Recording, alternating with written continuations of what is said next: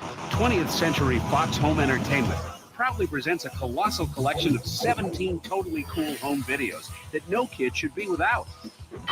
Starting with the classic Power Playback Mighty Morphin Power Rangers collection. It's morphing time! Yeah! That includes 7 exciting adventures featuring the bold young heroes that began it all. Let's do it! There's the original Red Ranger. I'm ready! Pink Ranger. Yeah! Yeah! Black Ranger. Yeah! Blue Ranger. Yellow Ranger. Yeah! And White Ranger. Plus, the popular Power Rangers Holiday Special video. Merry Christmas, everybody! Then prepare to blast off with Power Rangers in space. Power Rangers, power up! It's a power-packed journey through the cosmos that'll keep you on the edge of your Megazord. Bring it on! Yeah! Yeah! See the amazing power of teamwork overcome all in the fantastic Power Rangers Lost Galaxy adventure with more action, more power, and more fun. Power up for non-stop action as Power Rangers Lost Galaxy, the return of the Magna Defender. It's him. Rockets you on a magnificent journey that you'll never forget.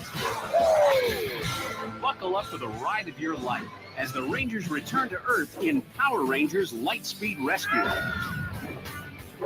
Experience Power Rangers Lightspeed Rescue, Titanium Ranger Curse of the Cobra, for more morph action, monsters, and mega vehicles than you can shake a Zord at. Titanium power!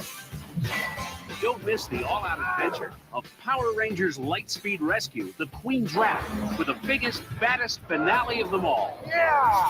Hold on to your helmet as the Lightspeed Rescue Power Rangers Rescue! team up with the Lost Galaxy Power Rangers Go, Rocket! in a spectacular Power Rangers in 3D video. It's back-to-back action with a thrilling double-feature DVD, Mighty Morphin Power Rangers the Movie. Morphin' time! And Turbo, a Power Rangers movie. All right. 2 theatrical widescreen motion pictures on one great DVD. Wow. Time for it! Time for it! Fast forward to action and join the Rangers for the biggest battle of all time with the explosive Power Rangers Time Force, Force from the Future. For incredible excitement and action-packed adventure, Power Rangers Time Force, Clash for Control, delivers the goods. It's a quantum leap in entertainment.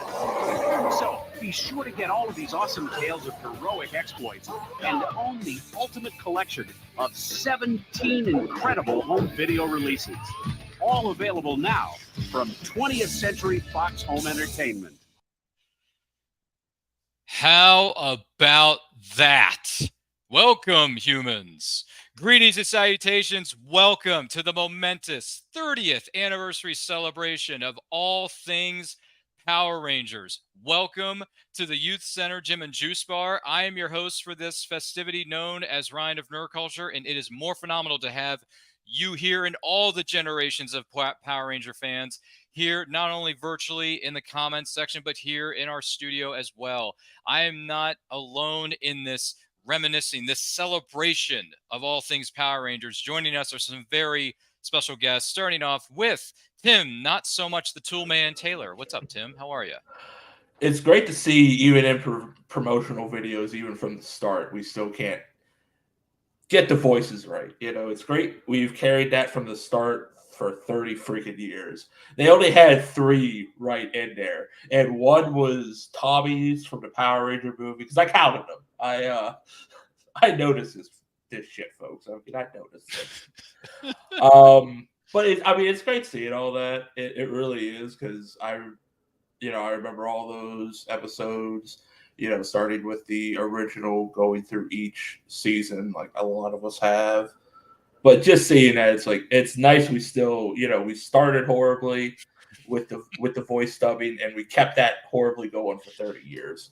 Oh my gosh! But other than that, this ought to be a fun discussion, because all of us have our knowledge, our experience, our memories with this, and it's going to be interesting with everybody's take on here, because, like you said, we have old fans, we have younger fans, so it's going to be an interesting hodgepodge of celebration.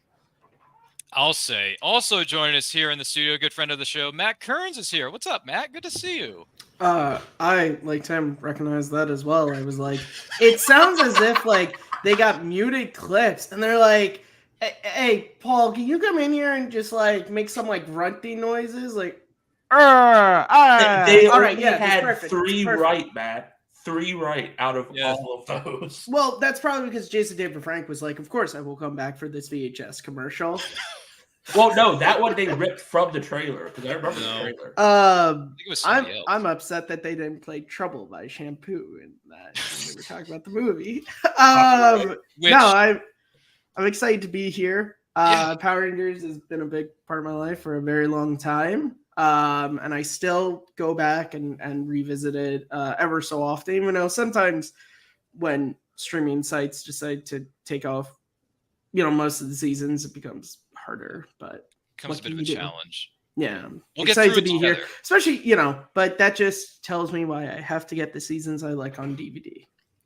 That's what our good friends at Amazon # not a sponsor for on Divida. Also joining us in the studio tonight is someone who's no stranger to having feelings and wonderful things to say about life. Please welcome Austin to the stage. Hello, Austin. Good to see you, sir. How are you? I always have something to rant about. Yeah, that'd be me. What, Austin? No. Yeah. How about that Matrix, huh? What? Talk more about that later. That's not Austin, even welcome relevant. to therapy after 30 Yeah, years. no, 30 it- years, it's man, fine. 30 years. I will be the Show one us who will where's the one defend, untouched Joe on the door. who will Hey. defend the OG seasons hardcore. So we'll talk about it. But yeah, no, I've been a fan ever since it first debuted. We'll talk about that. But yeah, right up my alley, and I'm still a fan to this day, and I have make no qualms about it. Well, it's great to have you here. And also join us is someone who I'm very excited to introduce you to. He is a fellow Power Rangers fan, and he does some really cool, more phenomenal things on the side, which we'll talk more about that later. Please welcome Jalen to the stage. Hello, Jalen. Welcome. What's up, everyone? How's it going? It's great to have you here. We're very grateful that all of you are here, and we got some other fellow Rangers of ours are going to be joining us here momentarily. But in the meantime, like and share this with everyone you know. If you have any thoughts about Power Rangers, whether it's about the TV series, whether it's about the movies, the comics, the games, the action figures that, yes, some of us still have. If not, we've collected even more so in the years since. Let us know any and all your thoughts in the comments of the chat. There's no such thing as too much, folks. No Yeah, such Tim has 50,000 of them, whereas, yeah. Anyway, that's neither here nor there. This isn't about the Guinness Book of World No Records. such But if you have any thoughts on it, let us know in the comments. Let us know in the chat. I want to go around the table here and give you a chance to get to know our panelists as well as myself just a little bit better as we dive into this momentous occasion celebrating all things Power Rangers. I want to turn things over to Jalen here. Jalen, when did you start watching Power Rangers, and what were your initial thoughts when you first saw it? So we're in the 30th anniversary this year. I just turned 31, probably since it came out. I think it was the earliest thing I can remember watching as a kid. I just remember seeing things on TV of all the colors, the cool Zords, the robots, everything. And I would say I was just obsessed with it. No idea of why, just my parents didn't understand it, but they humored me. They bought me a couple of the toys growing up, but it is the earliest thing I could remember watching as a kid. And I've pretty much been a fan almost forever. I think I stopped briefly after Dino Thunder, and then I rediscovered it back when I was in college when everything was on Netflix. And I noticed that like they had every single season on Netflix. I was just like, holy crap, this is going to be a rabbit hole of many things. And I end up trying to binge it, I think in a week, 2 weeks straight, just working on finals. And it was a lot. All my roommates would make fun of me. It's like, you're watching this shit. And I'm like, hey, it's what I love. It's what I love. And now with everything I do with the custom pops, I'm like, hey, I was just doing market research back then. Who knew? But yeah, just was always watching it. And I don't know, it's just funny to see how it evolved. And then I only recently even started watching the Japanese Super Sentai counterparts too, and just getting a little bit more into that and comparing the stories of how things translated from Japan to America. So, but that's pretty much it for when I started, and I'm curious to see where things are going for the next couple of years, especially with all the news going around with Hasbro and whatnot. But I'm here to stay. There you go, man. There you go. Appreciate you sharing that with us. Really good stuff. Austin, when did it all start for you, and what were your initial thoughts when you first saw the series? I'm 7 years old. August 28th, 1993, day of the dumpster. I was there right in front of my TV. I was kind of prime age for this because I'm 37 now, and I was 7 when it came out. I was like prime demographic for this show, and I was instantly hooked on this thing. There will be no stress that any kid can know now than the stress of when Green with Evil, the first of 5 parts, started to air after school, and it was the talk of the school that we were so worried about what the hell was going to happen to the Power Rangers. You kids will never understand how stressful that was for us trying to get through that in live time. Look, it helped cultivate a lot of my likes and loves later on. My love of Power Rangers cultivated into my love of Godzilla and all things Godzilla because, Power Rangers is all about, kaiju monsters and robots and, people, these things fighting in the middle of a desert or something. And it's really great. So it transferred my love of that into my love of Godzilla later. And, my love of like martial arts movies and Bruce Lee. It was just kind of a perfect culmination of that, even to a degree. Bulk and Skull cultivating my love of Three Stooges later, and going back and appreciating a good comedy team and a slapstick team. So, Power Rangers is a big part of my life, and it definitely still is today. More phenomenal, man. Appreciate you sharing that with us. Yeah, I have a similar story that I'll get to here in a moment, but I'm curious though. Tim, when did you first start watching the series, and what were your initial thoughts when you first saw it? Dare I ask? Much like Austin, I'm the same age, so we were kind of the perfect demographic for it. Being young adolescent kids watching this, it was just the coolest thing you could see. My area, we had our Power Rangers fans, but it still wasn't like as big as most people with our school, but we had our group. And yeah, it was stressful, watching the episodes that the stories mattered with like Green with Evil and Countdown to, or I mean, I'm blanking. It's not Countdown to Destruction because that's in space. Doomsday, I think that was the episode where the Rita. Because later on, I watched the Super Sentai, much like Jalen. I got into it later on to watch their stories, which is if you in America ever have anything to complain with, Power Rangers is too violent and graphic or whatever, go watch the Super Sentai that it's based on. I guarantee every activist group is going to be ticked because they're going to be like, why was this on television? And this is why Super Sentai is just great. But yeah, I've watched it ever since then. Every season, the good and the bad, Operation Overdrive. A lot of bad. Yeah, so was Megaforce and Super Megaforce, complete disappointment. But, we've also had a lot of good over the years, so... we've gone on for 30 years. I'm going to keep going with this because this started my obsessive compulsive disorder where I have to finish a story no matter how personally depressed I am when we get to certain eras, Star Trek, Star Wars, but that's another discussion. And I'm going to keep watching probably until I'm old and gray and dead. So Power Rangers, keep on coming because I'll probably keep watching and yeah.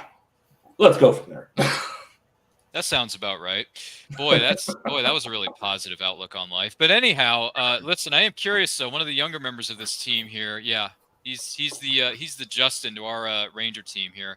Kearns, I got to ask you, what was it like watching? Well, this? we like Matt. I wouldn't say I'm the Justin. I'm he is 26, that young, okay? so I'm not that much that young. younger You're than quite you guys. young, okay? Listen, I'm the director. I'm running this, and I'm telling you, you're the youngest member of this group, so that makes you the Blue Ranger, which is not a bad thing. So my question is, when did you start watching Power Rangers, and what was your initial reaction to that? I started watching Power Rangers yesterday when I got the invite to this, actually, just because I'm a fan. No. So back in kindergarten, I had a friend who brought some toys to school. I had never seen them before, and they were these like guys in looked like kind of Batmanish suits. And I asked him what this was, and he told me it was Power Rangers. And at the time, Time Force was still on. And so I started watching it, got super into it immediately. My first figure was the Quantum Ranger. And then the cool thing was because that was right around the time that Disney was acquiring Power Rangers, ABC Family was always playing all the previous seasons. So I was able to watch like Mighty Morphin up to everything that I missed. And like my days before school from then on for a number of years would be watching a Power Rangers episode in the morning. I love the show still. I watched in their original runs. I saw sort of the tail end of Time Force. I saw Wild Force. I saw Ninja Storm. Then I saw Dino Thunder. And then I saw part of SPD. And then I stopped for maybe a story I'll tell later on. It's a bit of a sad story. But then when I was in high school, I think because they were on Netflix, maybe I found that, or I don't know how, but I kind of got back into it because by that point I became more into like comic books and superheroes, and that's exactly what Power Rangers is. Yeah, is it a little silly? Sure, but if you look at the 80-year history of like a Batman, a Superman, they got some silly stuff in there too. It doesn't mean that there aren't cool stories, and I'm still a big fan of Power Rangers, even though I don't watch anything new. SPD is as far as I go, except when there's stuff like the specials when they'll bring back the old Rangers I like. I'll watch those episodes. But aside from that, I'm not watching any full new seasons. It's cool. I skipped some of the Disney seasons myself. Yeah, I'm like, okay, you got Austin St. John this episode? Great, I'll watch it. Super Mega Force, you brought back all these Rangers? I'll watch that one episode and nothing else. we could talk more about that later, but thank you for sharing that with us, by the way, of how you first experienced. We'll get into it later. But anyway, come on, guys. Origin stories here. Origins. So for me, I started watching it in 1993 when it first aired. I can't remember if it was exactly on August the 28th, 93, but I do remember coming home from school one day and watching this episode known as Day of the Dumpster. It was either the original airing of the episode or maybe it was a rerun. I can't remember exactly.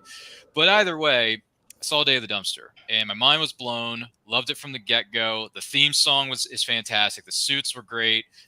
The action sequence, like I just bought into it hook, line, and sinker. I loved every minute of it. Plus, for those of you who went to school and had to suffer through something known as bullying, like I did, coming home and watching Power Rangers was a nice release for me because I could watch these heroes, take on the forces of evil that I wish I could have done. We all imagine ourselves as Rangers and want to just beat down some putties or even the monster of the week and just destroy things and unleash your anger. But hey, there are other ways to do it, and there are healthier ways to do it too. But that's when I first started watching it, and I was hooked, and I loved it for a very, very long time. I watched all the way from 1993 to 2001's Time Force, which we'll talk more about that later. So that's how it started for me, and those were some of my initial reactions to the show when I first started watching Mighty Morphin Power Rangers back in 1993. But listen, if this is the 30th anniversary of Power Rangers and you're just joining us, let us know your thoughts about anything and everything Power Rangers. Everything is fair game tonight. Drop it in the comments. Drop it in the chat. Don't forget to like and share this with all of your closest friends. And once again, I want to thank all of our panelists for being here with us on this very special presentation. So, next question. We're going to go around the table here. Some of your favorite characters. I want to talk about characters here for a second. Before we dive into some other stuff, I want to talk about characters. So, Jalen, who are some of your favorite characters from the history of Power Rangers that stand out to you? That's a little bit of a tough one. I mean, just from watching the show, like I was always a Jason fan growing up, and especially just watching him grow. I was so upset when he left and he was replaced by Rocky. Nothing against Rocky. I also love Rocky, but they were just different. And when Jason came back as the Gold Ranger, that was like the coolest thing ever. I was like, holy crap, like Jason's back and he's got the Gold Ranger powers. This is the coolest. So I would say he is like on top of my list, I know with a lot of the fandom, it's either Jason or Tommy. Which one? You're in one of those camps. You can't really be in both. Sometimes you can, but I'm a little bit more Team Jason than Team Tommy. But that's a whole other debate that can probably go on for hours. But other great Rangers, Andros, even though people say, oh, he's the worst, he killed Zordon, but it's just like, hey, he had to make the hard choice to save the world. Do you think anyone else could have made that choice? I don't know. Maybe some could, maybe some Rangers couldn't, but Andros is definitely top of my list as well. And I also just love Christopher Kamen Lee. If you ever have a chance to meet him in person, he is crazy, but in the best way possible. He is so funny. Anything he says will make you laugh pretty much. And he's just a very relaxed guy. And that's when I met him, it was just incredible. And then for me, another favorite of mine is Quantum Ranger, Eric Myers, with Q-Rex, Quantum Powers. I mean, I don't know, just the Quantum Defender. His blaster just looked like a T-Rex head that turns to a sword. You can't really be cooler than that as a kid growing up. Like, you'd see something like that. Like, if I had one of those, I would just hack away randomly. I wish I had the original as a kid growing up, but I didn't. Who else? There's a couple others. There's so many. That's the issue with 30 years of content. It's like, how do you actually pick? But yeah, I'm trying to think who else. I don't know. I gotta think of a couple other ones, but definitely those are some of my favorite top three. And I definitely have to put on the list Adam. Like, Adam always comes back much stronger and more involved than in the series, where, like, yeah, when Adam first came on, he was just kind of a side thing. He had a few stories, nothing too much. I would say only when Zeo, he actually got to shine a little bit more. And I don't know about you guys, but I kind of wish they pushed more of Adam and Tanya. I know that was kind of hinted at in a few episodes. Maybe that was just me. I don't know, but no one really talks about that. It's always Tommy and Kat instead. But I think Adam and Tanya could have been something cool. But especially Adam coming back for In Space with Carlos, training Carlos, that was just awesome growing up to see as a kid, especially with like the damaged powers. I think I was a little bit traumatized as a kid growing up when I watched that, because I was a huge Adam fan then. I was just like, no, like, is Adam gonna die? Like, don't die. But that was a lot for me. That's it. That's all I can come to my head right now, but there's probably more. All good, man. All good. And I do want to take this opportunity and before we ask this question to the next panelist, I do want to take this opportunity to welcome our Yellow Ranger, the one who's supposed to morph and say, Saber-tooth Tiger. Please welcome Gata to the stage. Hello, Gata. How are you? Hey, guys. Long time no see. Sorry I'm late to the party. My time got thrown off my brain. It's okay. It's okay. We are thankful that you are here. We're thankful that you, who may be watching or listening to this right now, are here. So, Gata, I'm going to ask you the question that I've been asking the panelists here for just a moment, Okay. since you came in a little bit late to the pate, but you know what they say. Better late than never, right, fellas? So here's the two-part question. You're on deck here. So when did you first start watching the series, and what was your initial reaction when you first saw it? Actually, I don't really remember my childhood much, but definitely since I was probably about 6 years old, since I was doing Taekwondo as well. So around that time, I think that's actually, wow, 30 years. Ugh, man, time flies. But definitely since I was elementary school age, and my thoughts were I always wanted to be the Pink and Yellow Ranger due to the fact that with Kimberly, she was always so angelic with her moves and so flexible. That's like flexibility goals. And what I loved about Trini is her confidence and the fact that she's a saber-toothed tiger. And as you know, I'm actually wearing my tiger shirt. And that represents who I am, as I am the year of the tiger. and what I'm about, and how she has a fiery personality, and that's me in a nutshell. Boy, isn't that just more phenomenal? And if the late great Twee Trang were here, she'd be very proud of you. Oh, Guaranteed. thank you. Guaranteed. We never had the pleasure of meeting her in real life, but if we did, I'm sure she'd be a bundle of joy to be around, as the cast members have stated about her over the years. But with that being said, I'm actually going to throw this over to Austin here for a second. Austin, who are some of your favorite characters within the series? 100% Bulk and Skull were my guys. Not only when you go back and watch them do you realize that Pauly Schreier and Jason Arvey are easily the best actors on the show, but they have the best characters and some of the best character arcs on the show throughout the 6 seasons. They have some of the most compelling storylines out of any of the characters. Their chemistry, just as a comedic duo, is actually quite good, to where I would argue they're one of the great sort of comedic duos maybe of the 90s or maybe beyond, and you go back and appreciate that.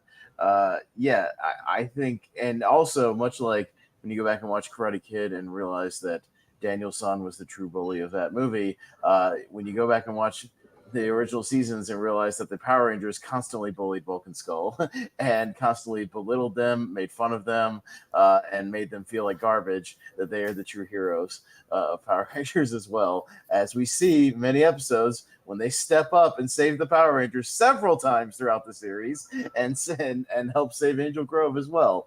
The true heroes of Power Rangers, the true heart and soul of Angel Grove are Bulk and Skull. But yeah, I love their stuff anytime they're on screen. There was a guy who I think he got pulled eventually from YouTube, who just uploaded all these compilations of just the Bulk and Skull scenes from all the seasons, and it was like the greatest thing ever. I would watch it all the time. It was amazing. So yeah, those guys are great. The people who portrayed them are great. And yeah, those guys were awesome. As far as the Rangers themselves, I'm I can be in both camps with Tommy and Jason. Like, I think I like their friendship and, their kind of competitive nature back and forth.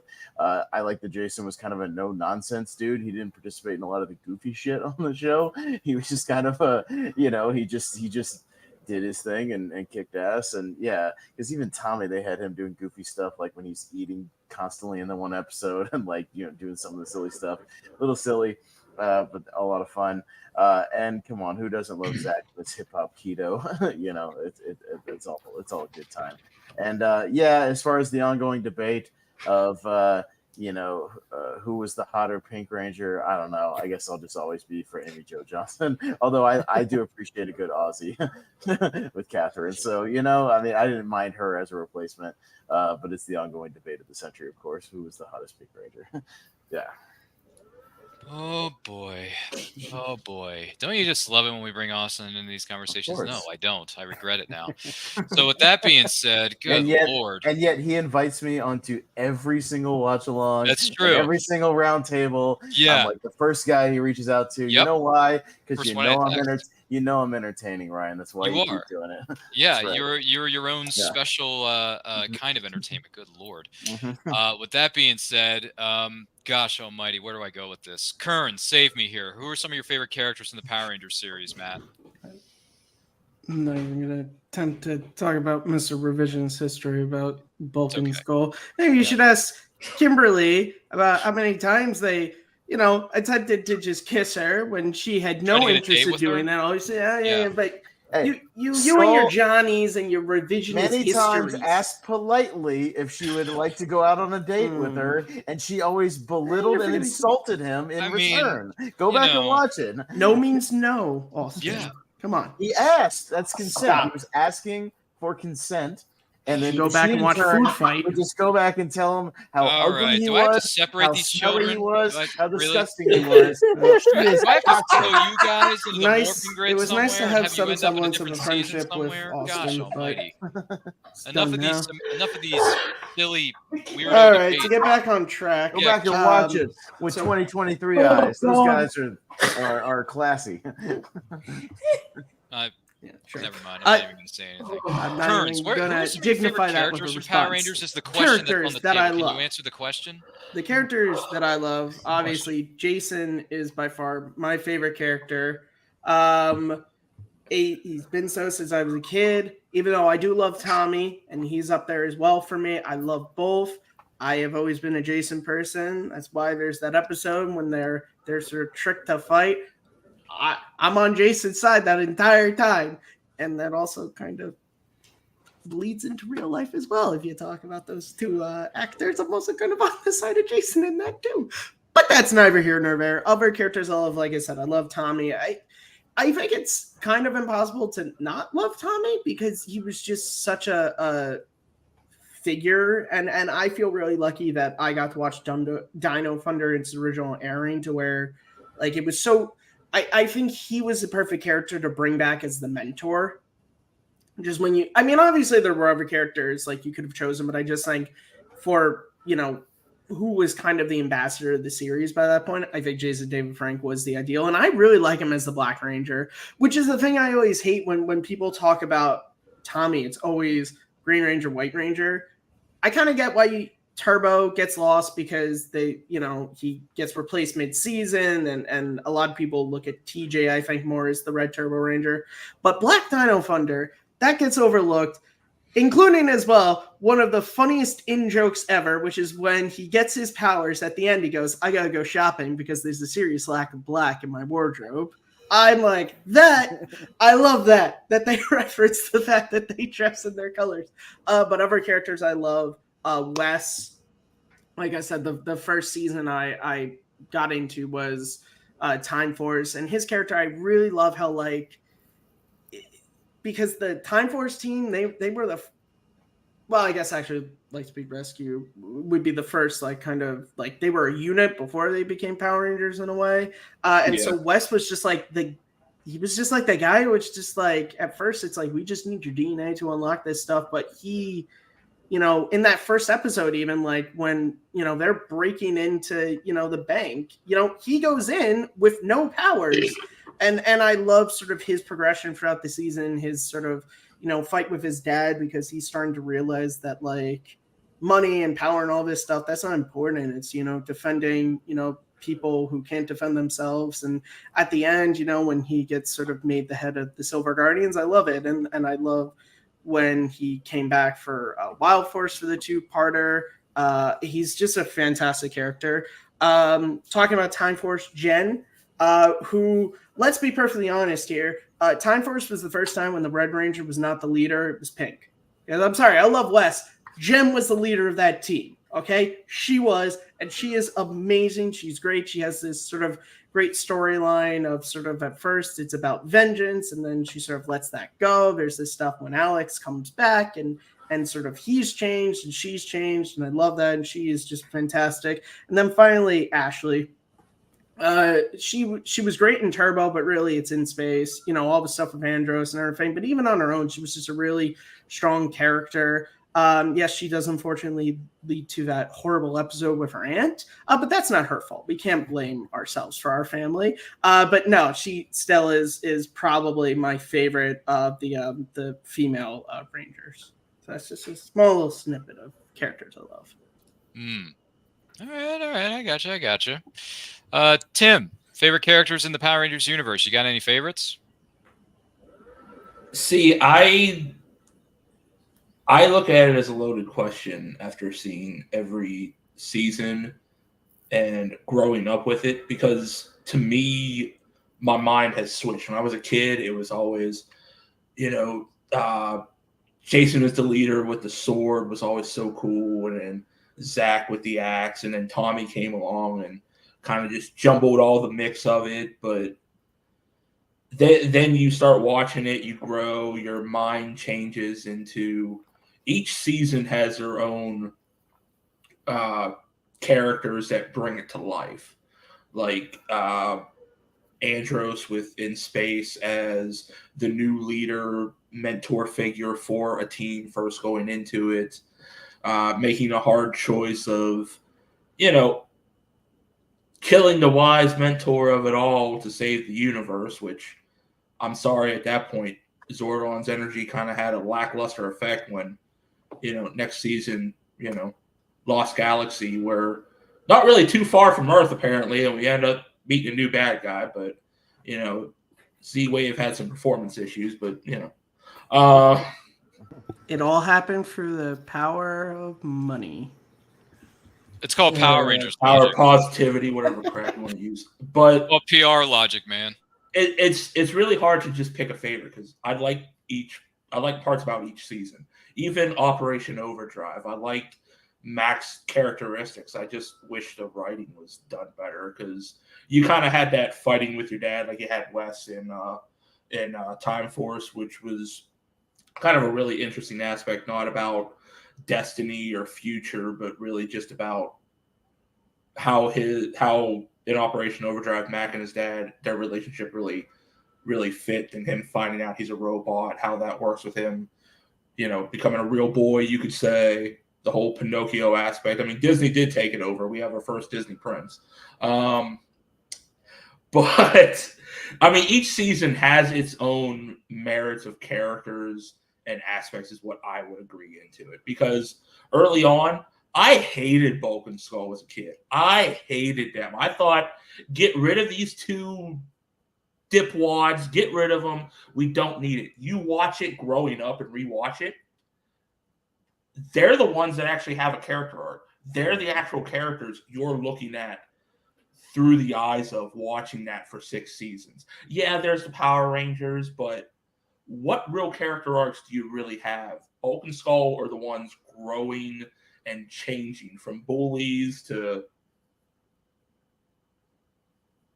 bumbling, lovable idiots and then just keep growing through that. So it's different when you watch it later, because I will agree with Austin that Bulk and Skull, you appreciate them more when you watch it.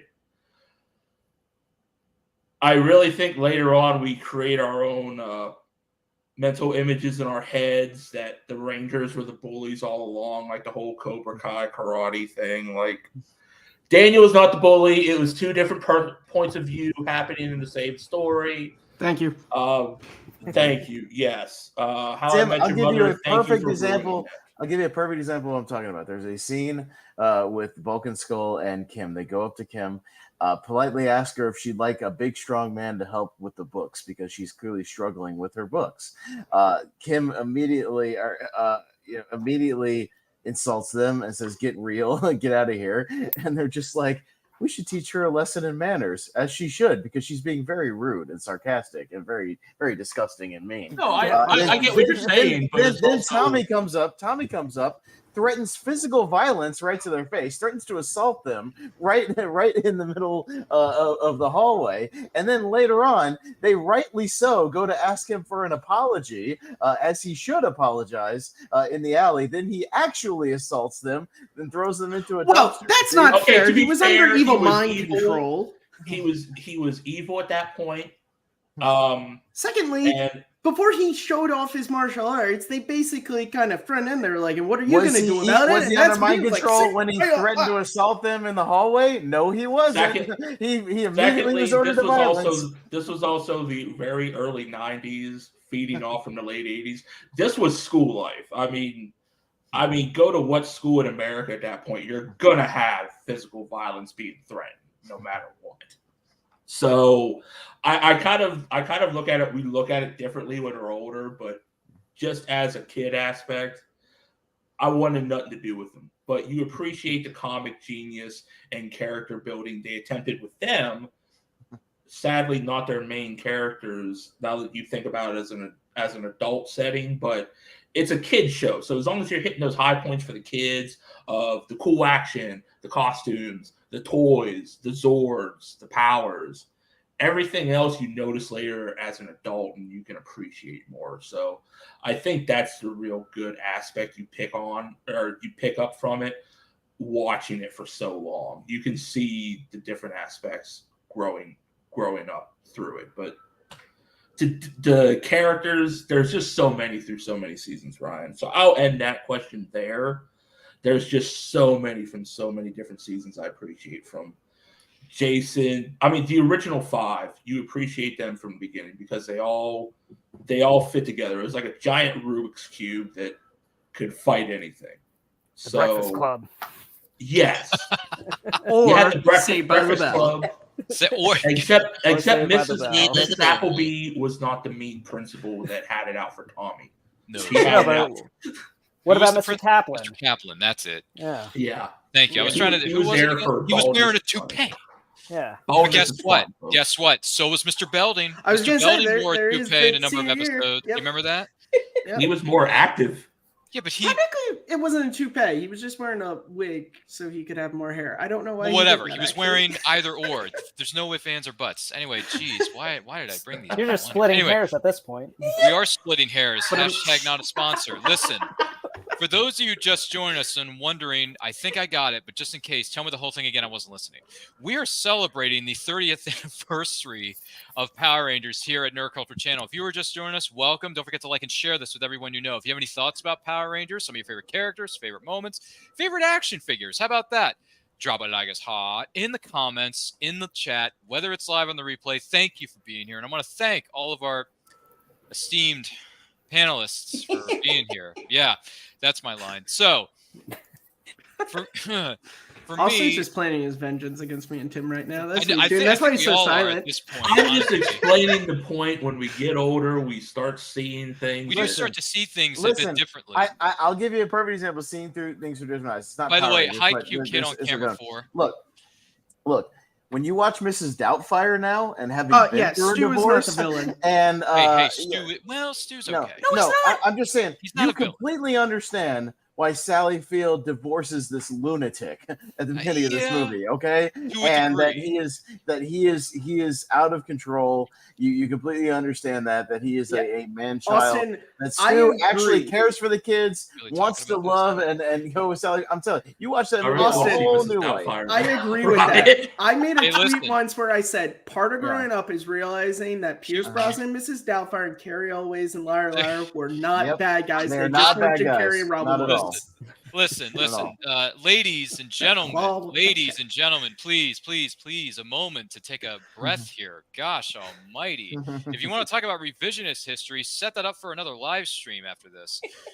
But to answer the question and also to welcome our next guest, because everyone needs, let me see, 1, 2, 3, 4, 5, we got 6, right? But hey, we need another Ranger. We need a 7th Ranger. Please welcome Ryan Payne to the stage, everybody. Ryan, welcome. How are you?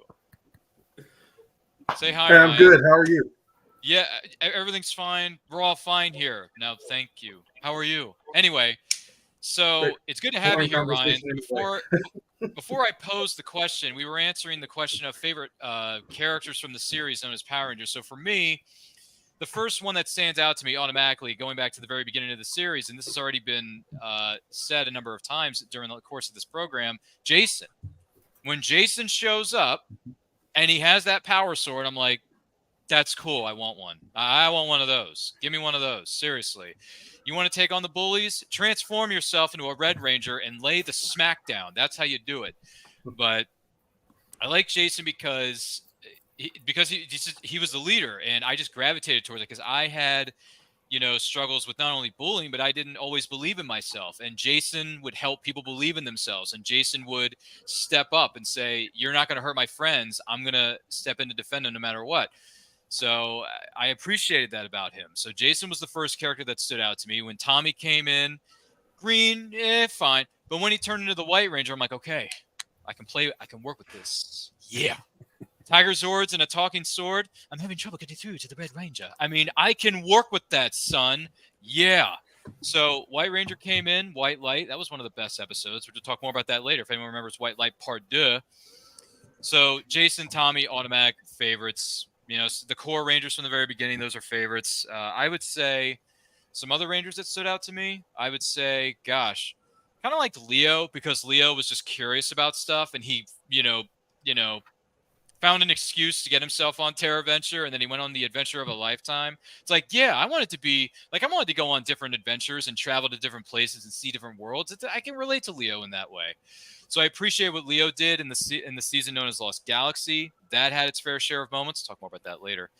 And then Wes. I like Wes because some people think that things are laid out for them. Some people think, oh, my family has this path laid out for me. No. I don't want to do what my family did. I don't want to be a teacher like my family was, or my brother was, or my friends were. I want to be something else. I want to do something else in my life. I don't want to be just the same rigmarole. And Wes took charge of his own destiny, right? He took charge of his own life. And I appreciated that about him. And also Eric Myers, the Quantum Ranger, I can relate to him in a way because, he said to Wes in Time Force, I came from nothing. I managed to get into that school by happenstance, but you and I are nothing. Like, we have nothing in common. And Wes is like, what are you talking about? What are you talking about? We changed our destinies. We took charge of something and we did it, right? We did it together. So, yeah, Time Force is such a great season for obvious reasons, but we'll talk more about that later. So those are some of the favorite characters that stand out to me. Good Lord, let's keep the positivity train going if we can. Ryan Payne, here's the question. Favorite characters from the Power Rangers series as a whole, Ryan? Do you have any favorites that stand out to you other than Tommy? Well, I obviously do, and I'm going to keep it short as best as I can because I know we don't want to drag this over an hour and a half. Well, obviously, as a kid, I gravitated most between either Zach or Billy because of having at the time with two other brothers when we were fans of Power Rangers. We were always kind of like fighting amongst each other which Power Ranger we want. But my older brother, he automatically went with the Red Ranger. And then I would sometimes go between Zach and Billy because I was not sure which one was the number 2 or the lieutenant under Jason at times. Certain episodes we see Zach be one of the guys who would take the reins, but because of Billy's intellect and his tenacity, he was able to get people out of trouble. I sometimes would go with Billy. So those two, they stuck out to me a lot. But when Zach left the show, Billy was definitely one of my go-to Power Rangers. Remember, even with Tommy, no matter how awesome he was, Billy was one of my favorite guys because especially looking at that pilot and seeing his growth throughout the season, he was someone who was not athletic or a gifted fighter. He grew into it. He developed into a capable fighter while at the same time developing his intellect, becoming a real handy person of the team. To when Zeo came, he may have not been a Ranger, but he was still vital to the mission. He was still vital. Even if he was with Alpha and Zordon all the time, the Rangers still leaned on him for guidance, for counsel. I mean, not a lot, but he was there to be a supportive shoulder. And while I can't remember, but I did remember when the Gold Ranger was introduced, they did that little tease of Billy being the Gold Ranger before it was brought to Jason. So it was I enjoyed Billy's little run. I didn't like how it ended with him going to the Aqua Planet, but that's That's hearsay. But moving on, I started to like TJ. I started to like Adam more. Especially TJ's how he became a replacement for Tommy and Turbo. His struggle trying to accept being a leader. To then when he became the Blue Ranger in space, I liked where he wasn't threatened. The fact that he was not the leader. He still used his experience to become a vital member. And then I'll be honest with Time Force. Trip was kind of one of my favorite, being the weird guy. And then of course with the later seasons, I liked Sky. I liked so many of the other Rangers from SPD, and then of course with the recent ones with Dino Charge, Neo Saban. That's one of my favorite seasons. I liked Coda, who was just the one of the guys of the good heart. Okay, wow, you kind of ran the gamut there. I appreciate that. So, I could have ran more, but then it'd be like, okay, I'm dragging out time just so I can. Yeah, I know. Well, how many there are 7 Incredible Rangers here, so we got a lot to talk about. Believe me, don't worry about it. You'll be fine. Gata, I'm just curious though. Do you have any favorite characters from Power Rangers that stand out to you? Actually, the musician. I can't recall the Ron name. Wasserman.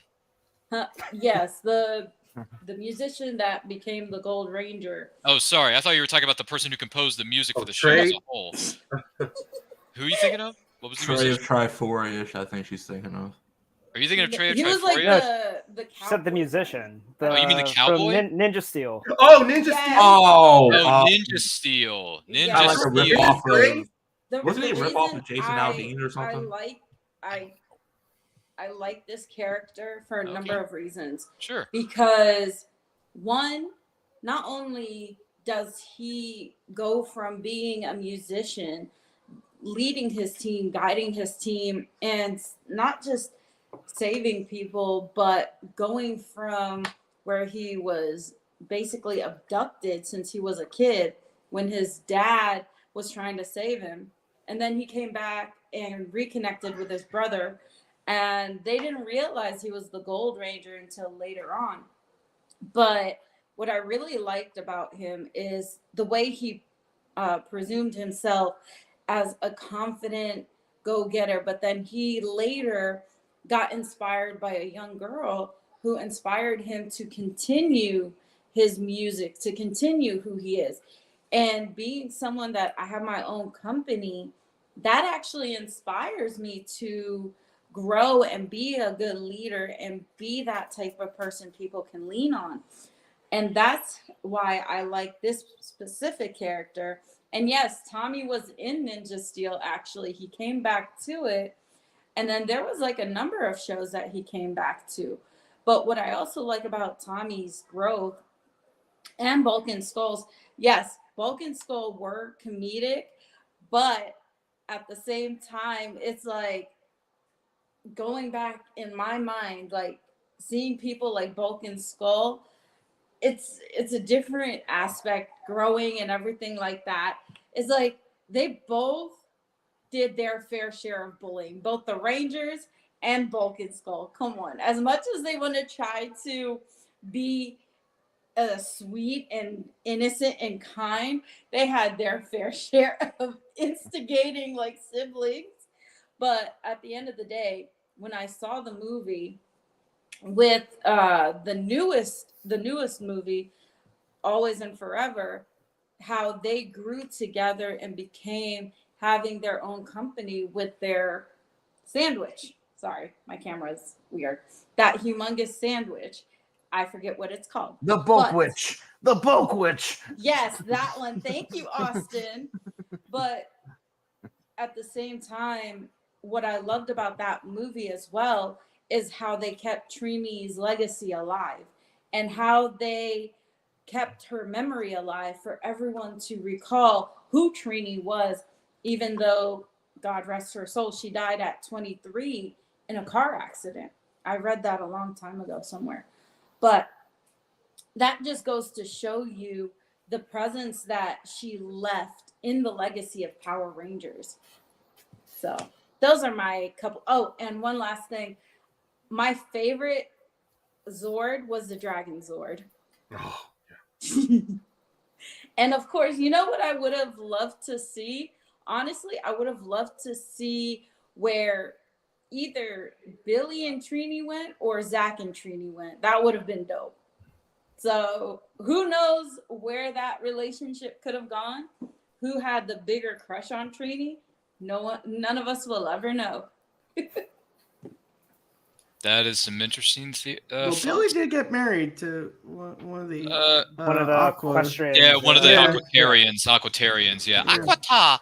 Anyway, thank you for sharing that with us. We greatly appreciate it. Once again, we are celebrating the greatness that is the Power Rangers franchise here for its 30th anniversary. Don't forget to like and share this with everyone you know. If you have any thoughts about the series, favorite characters, favorite moments, favorite seasons, favorite action figures / toys, favorite Megazord, maybe. Let us know in the comments. Let us know in the chat. Be more than happy to bring those questions or comments here up on the screen. And thank you to all our panelists for being here as well. I do greatly appreciate it, even though I regret bringing half of you on here. But with that being said, outside of that, Part for the course for me being on streams. I'm just kidding you, man. So we talked about characters here, but I am curious though. What were some of you mentioned a few of them, but I want to go around the horn here. Jalen, other favorite moments that occurred on the show that stand out to you? Favorite moments / scenes? Any favorites that stand out to you, Jalen? Couple off the top of my head was before Encounter Destruction, before the big battle, and Andros goes to, I can't remember Astronomer's ship's name. The Dark Fortress. Thank you. When he was about to go to the Dark Fortress, he has just like a moment with Ashley and just like, it's almost like a final goodbye. And like as a kid, yeah, it's whatever. It's a corny love story. Like later as an adult, I'm like, damn, this is actually really sad. Like they may never see each other again. Like they're both just pouring each other's heart outs, and I wish they showed more of romance like later too. Because I think the only kiss is just Tommy and Kimberly, but children's show, they don't want anyone kissing, I guess. But that's probably one of the first things that comes to my mind of just something moving that just always sticks to my head. And then same season, like in Space is probably my top favorite season. The first appearance of the Psycho Rangers, like that was just nuts. That was dope. Like honestly, between that and the episodes where they can't speak, where Cassie can't speak, like that kind of scared me as a kid, just like, whoa, what if someone's following me and I can't speak? I wouldn't know what to do. And especially the fact that they could like change forms, like as a kid, like I thought all this was real as a kid. So just seeing all that, I was just like, well, what if someone takes shape of like someone I love, like a body snatchers type thing, and tries to abduct me as a kid, and things like that, which also actually relates to another Power Ranger episode. Was it Lost? No, same, also in space, with where the simulation goes wrong. I can't remember those aliens' names either, and they kind of just replace everyone. The little boy is having a panic attack and trying to tell people like, hey, these people are not the real people they are. And then you just see their actual face in the reflection, and that was terrifying for me as a kid. But other top moments, I mean, you got to go with Forever Red. Forever Red's probably up there as probably one of the greatest crossover team ups ever, just because you wouldn't imagine them ever doing that with 10 Red Rangers, and like, yeah, you have the Legendary War, legendary, but yeah, you just have the Rangers kicking ass against Beetleborgs, which I know that's not the plot point, but it was still cool to see. I kind of wish that episode was a little bit longer, but man, I just remember anytime I see that episode, that's just like the greatest, I think is the greatest moment of just seeing the past 10 years of 10 Red Rangers just teaming up, kicking ass. Yeah, I'm just going to go with that. Wow, you stole half my answers. But that's all right, because, hey, great minds think alike. That's what happens on these... Good taste. We have good taste. That's all it means. We do, Jalen. And we'll talk more about that here in just a moment. Austin, any favorite moments for you that stand out from the Power Rangers series? You know, and Countdown to Destruction as well. You know, Marcus Bulkmeyer and Eugene Skulovich, they give each other this look, you know, right before... you know, shit's about to go down. And I told this directly to Jason Narvi. I said, there's a great moment when I met him where you two guys, you know what's about to happen. You know you're going to have to lead this fight. And they give each other just a look. There's no dialogue. They give each other just a look to each other. And they shake hands, just kind of nod to each other as if to say, you know, it's been a pleasure, man. If this is it, it's been a hell of a ride. And they start kicking ass, and it's great. Anytime the Vulcan Skull kicked ass on the show, you know, when they saved the Rangers against the little prism monster or whatever, you know, when they wipe their memories, like they actually stand up and save them. So they deserve, again, a lot of credit for being eventual heroes on the show and having great character arcs. You know, I mean, beyond that, I mean, you know, I can go on about Vulcan Skull forever. This isn't the Vulcan Skull show. But, you know, I feel like it is. It's their world. We're just living in it. It is for me, yeah. you know. All my favorite moments relate to them. You know, their detention kit, you know, that they pull out whenever they go to detention with the TV and all the snacks that he carries in his lunchbox, and he's just ready to go. You know, it's charming. It's fun. But yeah, I mean, you know, anytime, they would break out like a new Zord, you know, the Ultra Zord and all kinds of stuff. It was always cool, you know, find some new powers, all the different, you know, it's always like always magical how they just, you know, conveniently combined with each other, even with like this Dragon Zord, you know, they could combine and create the Ultra Dragon Zord, you know, just, it was always so convenient, but it was always fun. And yeah, even just, my whole I still have a great memory of going to see the movie in '95 when I'm 9 years old, and just my parents dropping me off because they're like, I'm not watching that bullshit. Like, you go watch this movie, and I'm gonna go watch something else. And they just like dropped me off in the theater. And as I did when I was a kid, I walked right up to the front row and sat up in the front row like a dummy. I just thought I was special sitting up in the front row for every movie. It's like that and Bushwhacked in '95, just walking right up to the front row and sitting down for a great time. Bushwhacked. Your neck after that screening, I can't even imagine. Hey, Dude, your back and your neck must have been dying. No, you're 9 years old. You don't have back and neck pain like you do that's when right. you're I'm just imagining a 9-year-old also be like, I have an entire row to myself. No, it's So not like when You you're could literally fight Goldar as a 9-year-old. it's not like when you're 37 and you sleep the wrong way and wake up with back and neck pain. Okay, it's not the same. Dude, I literally bent Listen, down the wrong way, and I'm hurts. literally It icing hurts. my ankle right You're now. you're 9 years old. You're totally fine looking up No at the one screen. No cares. problem. No, that's that what's was too off topic. I have a question, like in regards Yeah. to the movie, because I remember Oh, yeah, watching sure. the movie as a kid. Like Yeah, in the yeah. theater when they morphed, I would like do the morph with them. Was anyone else mad, like as a kid, where it was in the wrong order and you just felt so caught off guard? You know, I was a little off, like put off, but at the same time, I was just excited to see the movie. Like, because I think I don't remember, and we'll get to this later though. I'm kind of giving away spoilers for the next question, but my dad took me to see it, I think, and I just didn't care what the morphing order was, because to see those suits like in an up close shot was like, whoa, these are really good looking suits. Like, these are heavily armored suits. Like, they are not messing around. It's like, great, they got a movie budget now. This is great. You know? Yeah, dude, I still play that morphing intro from the movie before I host trivia sometimes to lead into a trivia logo. You kidding me? Like, it's the greatest thing ever. I honestly think when I was a kid, and obviously I'm the one who didn't see the movie in the theaters, but like I don't even think I realized that, because it was like whenever you would watch the movie, it was like the morphing sequence was different, their suits were different, so you were more just taken aback by like, oh, this is the real stuff right here, because this is the movie, not the show. That until you said that, I did not even think that. Yeah, it's all wrong. The movie's not even canon, technically. Fair point. It's to me.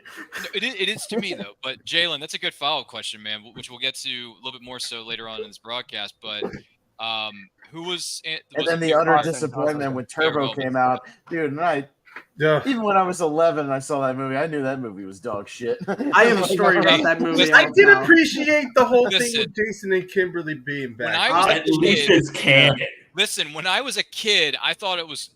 At the time, your mind doesn't think straight, right? Because you're young and naive. You don't know how the world works. No. So when that movie came out in '97, I loved it more so than the first. And then you go back, and I'm like, dude, this movie's terrible. No, I walked out of that movie at 11. I remember being like, man, that sucked. Like, that really? was So terrible. you had the intelligence to walk out of that movie when Largo like, showed that was up. not. That just didn't have the same magic. How you do Turbo started off bad. It's not good. Yeah, It's not. And it reflects not even the a Power Rangers absolutely movie. It's like the Largo absolutely and his friends. worst season of the original 6 as well. So I mean, it tracks. Yeah. So, yeah. I will say the good moment. There's some campy ass moments in Turbo, but there were some good moments in that show as well. No, screw that season, because most of that season had Bulk and Skull as chimpanzees. So I was about to say, but there's still good moments in that season. It's the one Ryan Power Payne Rangers and I, we season get that it. ends with the villain winning. Hey, I like that season too. Yeah. Although it's confusing. That finale, Ryan, is great. The rest of the season sucks ass. It's confusing how Tommy went from race car driver to paleontologist. That I'll never understand. Tommy was a race car driver for 2 episodes, and they're like, "Hey, we're gonna make you a paleontologist." Well, I mean, after Kimberly broke up with him, he questioned his life choices. So, but nothing beats. But the breakup happened in Zio before the race car driver. By the way, we'll talk more about that GIF later. We're here to so-and-so your salad. Get out of here, TJ. Ryan's like, you know what? I got nothing. Listen, we'll talk more about that later. But for those of you trying to keep their sanity, this is the 30th anniversary of Power Rangers, although I hope it is. If you have any thoughts about it, let us know in the comments. Let us know in the chat. And don't forget to like and share this with all of your closest friends, because Lord knows they're going to have thoughts about this when they watch the replay. So with that being said, Gata, save us from oblivion. Any favorite moments from the show that stand out to you? Oblivion, you're almost as bullying as the Power Rangers right now, Ryan. I'm ashamed of you. Be better. Don't be better. Come on. Be better, Don't Austin. be better. Gata, can you help us out here and share some favorite? I don't even remember what the question was. Guys. Favorite moments from the show. Was it moments? I think that's where we were, right? Right, Jalen. Thank Yes, we Yes, were at you were. moments. Moments. Go ahead. Share some of them for us. Honestly, some of the greatest moments, actually, I think I shared this with you, is when they were sitting together and singing that song "Legends Never Die," and then Yeah. JDF's daughter Sky Frank, she actually created a cover song for it. Oh, I didn't know that. Yes, Sky Frank, and she's like all tatted up, a lot of her dad on her, and he lives through her, and she's starting to go to more conventions on his behalf. And I think that's pretty cool because she's living through his legacy and people are knowing who she is because of who her father is. But she's making her own name. And just honestly, every season, every show, every saga, every Power Ranger whole of universe, it has its own specialty in its own way. So there's no one special moment. Each moment has, I don't know, I'm just reiterating it verbatim. I have no idea. But my point being is, to me, the way that Jason and Tommy truly connected after he saved them from remaining evil under Rita's spell, I think that was pretty magnificent. That was a pretty momentous occasion, especially in the first episode of the entire first originality of Power Rangers. And then the other one was when the dad came back in Ninja Steel to help save his boys. Good ones, man. That's impressive. Most impressive. So for me, there's another reference for you from a pop culture property that's only been around for 50 years. But I will say this. We already did that round table, Ryan. I did I? What? we already did What that round one. table? The Star Wars round table. We already did that. What's Get out of here. Whatever. It's a reference. It's a reference. It's a reference. Give me a break. So, favorite moments from the series for me, for me personally, I mean, when they first morph in Day of the Dumpster, I lost my ever-loving mind. I was like, this is the best thing ever. The suits are awesome. The Blade Blasters. Let's talk about the Blade Blasters, how flipping cool those were. They can turn into a blaster or a blade. They can just switch them up either way. And I'm just like, yeah, I want one of those like now. Seriously, give me one now. Those are one of the coolest things I saw on the show. Another cool moment, I think Jason coming back as the Gold Ranger was pretty cool because he was a favorite Ranger when the show started. For him to come back as a Gold Ranger, have the power of Pyramidas, and he had his own theme song. Who doesn't want that? Tommy had like 5 of them. But, hey, Jason gets his, right? He gets his time in the sun. How cool is the Gold Ranger? His Zord is a pyramid. Yeah, and all it takes is one laser blast from the top of it to destroy something. Yeah, it's great. You get brown with pyramids? Like it's it's too bad the merging with the other Zords couldn't have been useful. Like it could have been a hat, it could have been a shield. Hell, they could have morphed it into a gun. Yeah, the hat on top of the Zord, and then just fire some laser beam out. A helmet, Ryan. It's a helmet. All I'm thinking of now is it could have simply just been a hat. Well, I can make a hat. Yeah, it's a helmet, not a hat. Anyway, I'm thinking with it should have been a hat. Okay, it should have been a hat. Yeah, like Tor, whatever. Anyway, like Kung Lao, throw it at the enemies and then rip them apart. Ooh, there's a Mortal Kombat reference for you. Yeah, I like that one. Ching, whoopsie. Anyway, there's another reference there for you right there. Other favorite moments, I would honestly, like, I went back, I rewatched this earlier today. Countdown to Destruction is a really, for what they had at the time, like, could they have added more to? Obviously, you go back, you say to yourself, okay, there could have been more action sequences on this planet, could have been done this, that, and the other. But for the time constraints that they had in the non-union budget that they had, that finale is pretty darn good. Like, that's a darn good finale across the board, at least from where I'm sitting. 25 years later, I think it holds up pretty darn well. And then you get the Spartacus moment between Bulk and Skull. Go on, let's get in there. Who's with me? I'm like, okay. Let's do it. Let's go out with a bang. This is it. This is the last time. And at least they thought it was at the time. That was cool. And then the team up episodes, I think to the 10th Power is one of the better episodes between the Space Rangers and the Galaxy Rangers. That was pretty crazy. And then there's some other moments too, but we don't have time for that because Lord knows people are sick of me talking. So I'm trying to think here. Did we get everybody on favorite moments, or did I miss somebody? Oh, I didn't get mine. All right, Kearns, favorite moments, rapid fire, go for it. So yeah, some of my favorite moments are Jason versus Goldar in the Green Dark with Evil Dimension. series. I just think that was so awesome. He doesn't have his morpher, and he holds his own against Goldar. I always love the moment where he disappears into the smoke, and then don't call me out yet, Goldar. That's awesome. Then I have talk about Jason, his return in Forever Red, to where they're like, "Isn't there another Red Ranger?" And then you hear the motorcycle, and he comes in. I just love it. It's just like, you wouldn't think I'd let you do this about the original Red Ranger. And then following that, one of my favorite badass lines in Power Rangers is, "If you really miss King Mondo that much, I promise we can reunite you." Other stuff that I like. I like in Lost Galaxy just because I think it's a great setup for his character, but Mike dying and Leo getting the power sword, because I think that sort of begins Leo's thing of like, he wasn't the one who pulled the sword, so like it's this kind of like powerful, like hard thing for Leo to carry during the first part of that series, kind of like living up. And then this is just one because I love Carter Grayson. That moment when he just punches a full-size monster just because he's Carter Grayson, like no care in the world, he gets smacked away, but still, the fact he was the first Ranger to ever do that is awesome. And then two moments from sort of the last bit of Time Force are Wes and Eric's battle in the clock tower, which leads to the explosion. I just think it's a really cool unmorphed fight. And then the last moment, their sort of Die Hard moment when they jump out and they morph mid-jump is just awesome. And then finally, the Rangers standing up to Rancic. I just think it's this great moment of they're demorphed, but they don't care. They're going to keep on fighting. I think it's awesome. And talking about team-ups in Time Force, I love the Wild Force Time Force team up. It was a great continuation. We get to see Rancic gets redeemed and he gets made into a full human. I love that. So yeah, those are some of my favorite moments.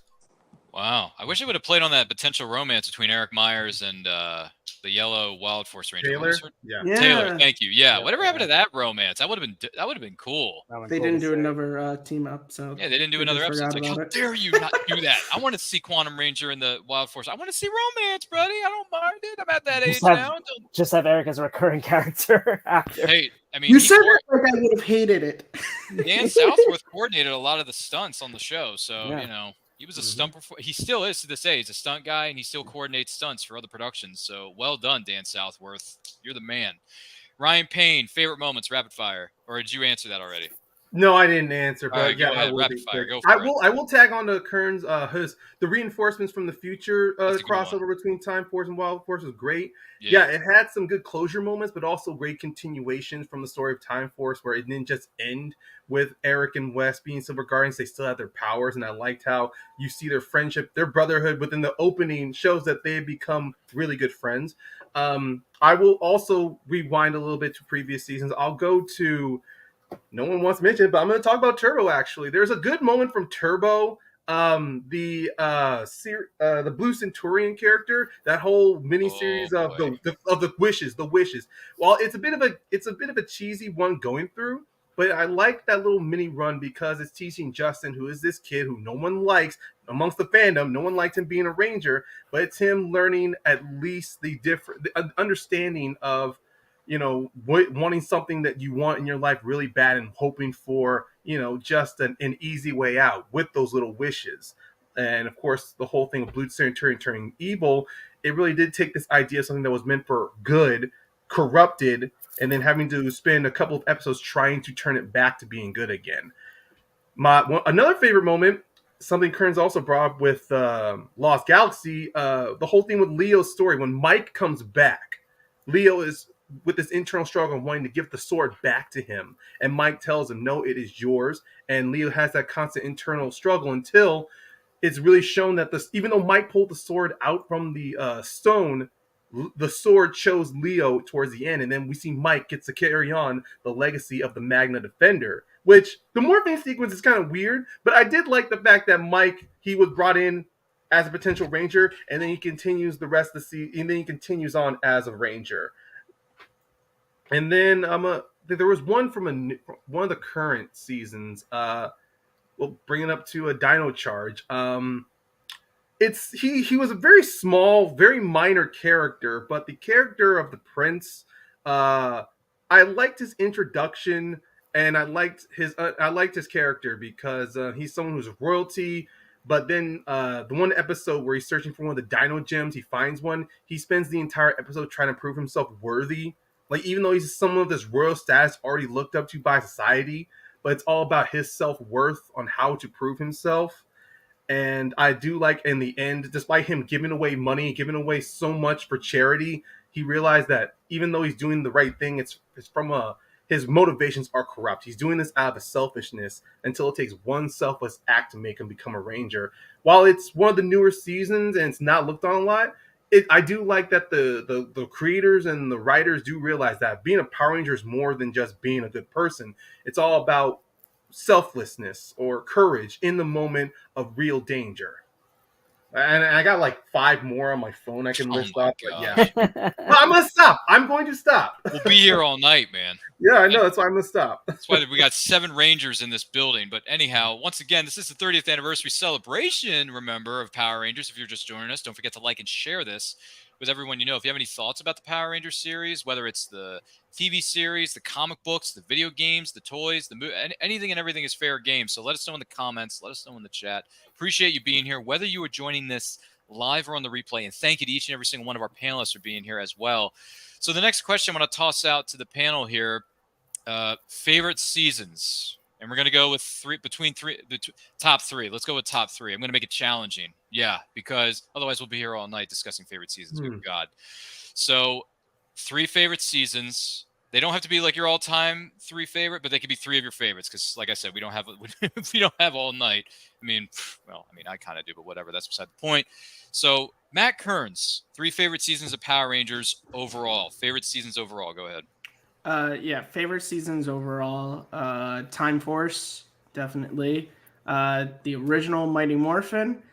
And then I'm going to give it to Dino Thunder. I thought Dino Thunder was a great return to form with Teenage Rangers, bringing back Tommy. I liked sort of how it called back to the original series with sort of the White Rangers sort of being like the Green Ranger story. And I thought it was also like a really cool, like the fight scenes were really cool in that too. So yeah, those would be my 3.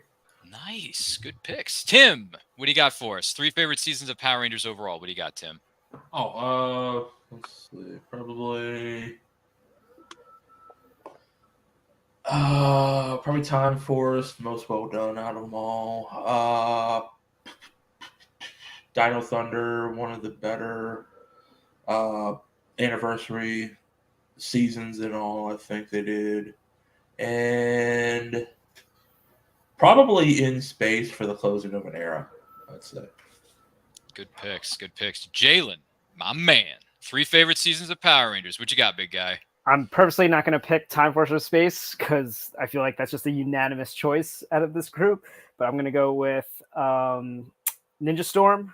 Ninja Storm was a really great one for me, especially I thought that transition from Saban to Disney was done pretty well. RPM really surprised me, and that's probably the only Disney season that's established I really watched through that I loved. And I really enjoyed Dino Charge. I liked all the characters. I know it had some goofy moments, but just everyone actually had their own character story and their own personality, and I thought the cast worked well together overall. All right. I like that. Austin, 3 favorite seasons. What do you got? Number 3, Zeo. Number 2, season 2. Number 1, season 1. What?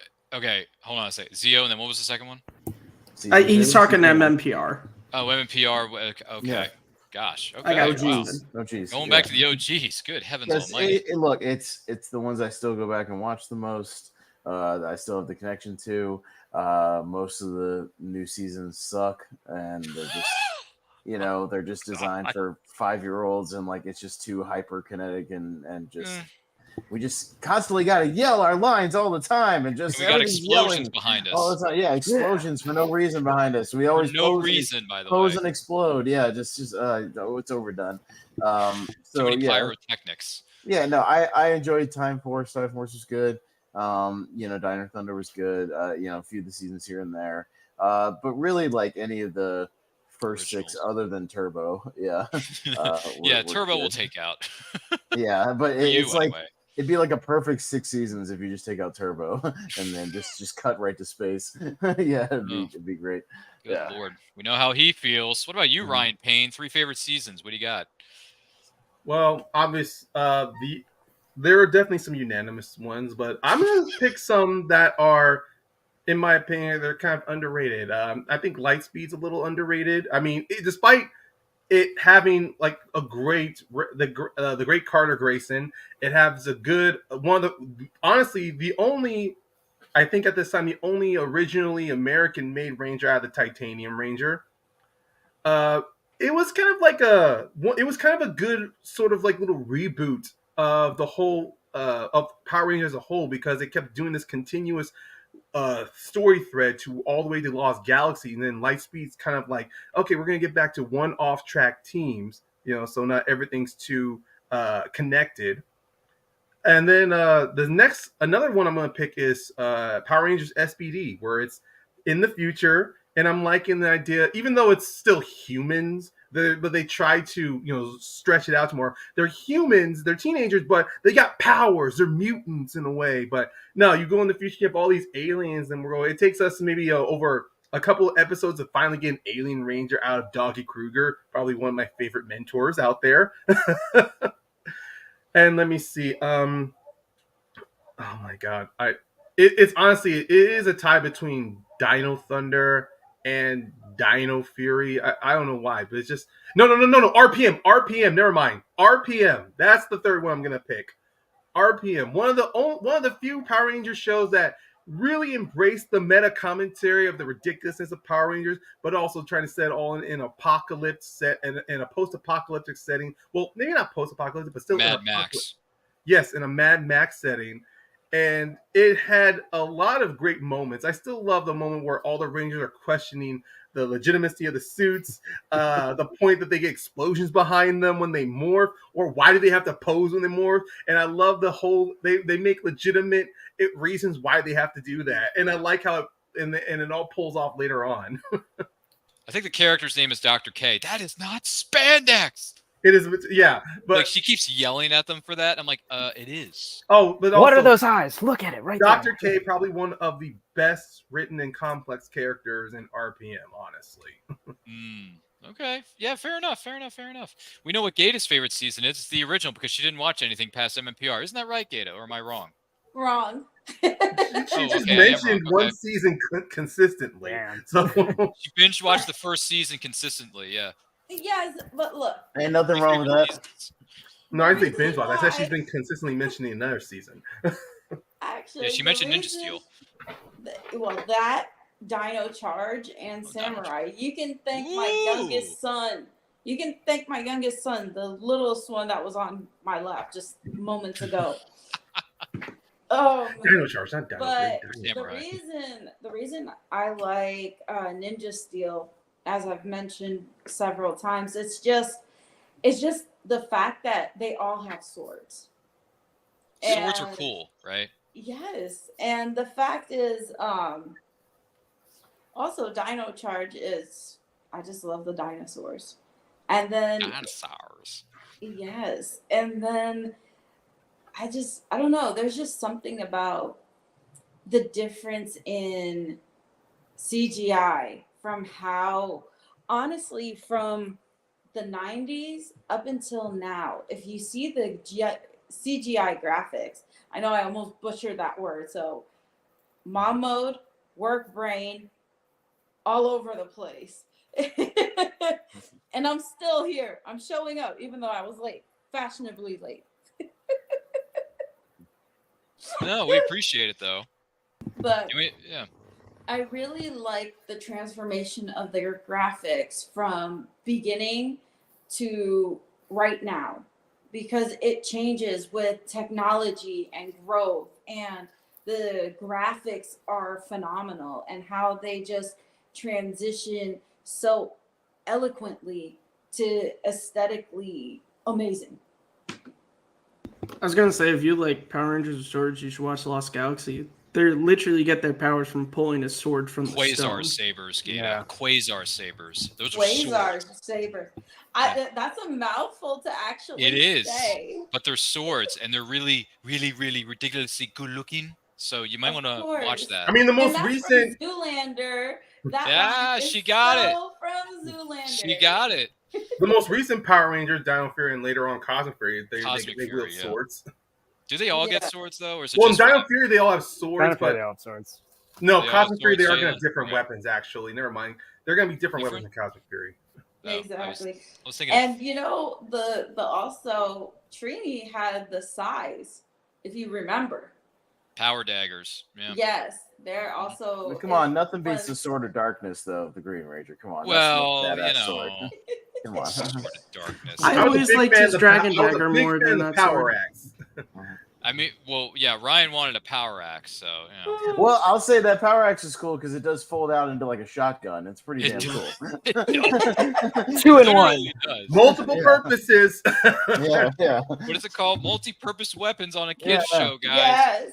And then on top of that, when you combine all the weapons, they Power become blaster. a Yeah. major weapon. that Power can- cannon. There was the power cannon, right? There you go. Yeah. There was another one. Anyone remember the power cannon? I do.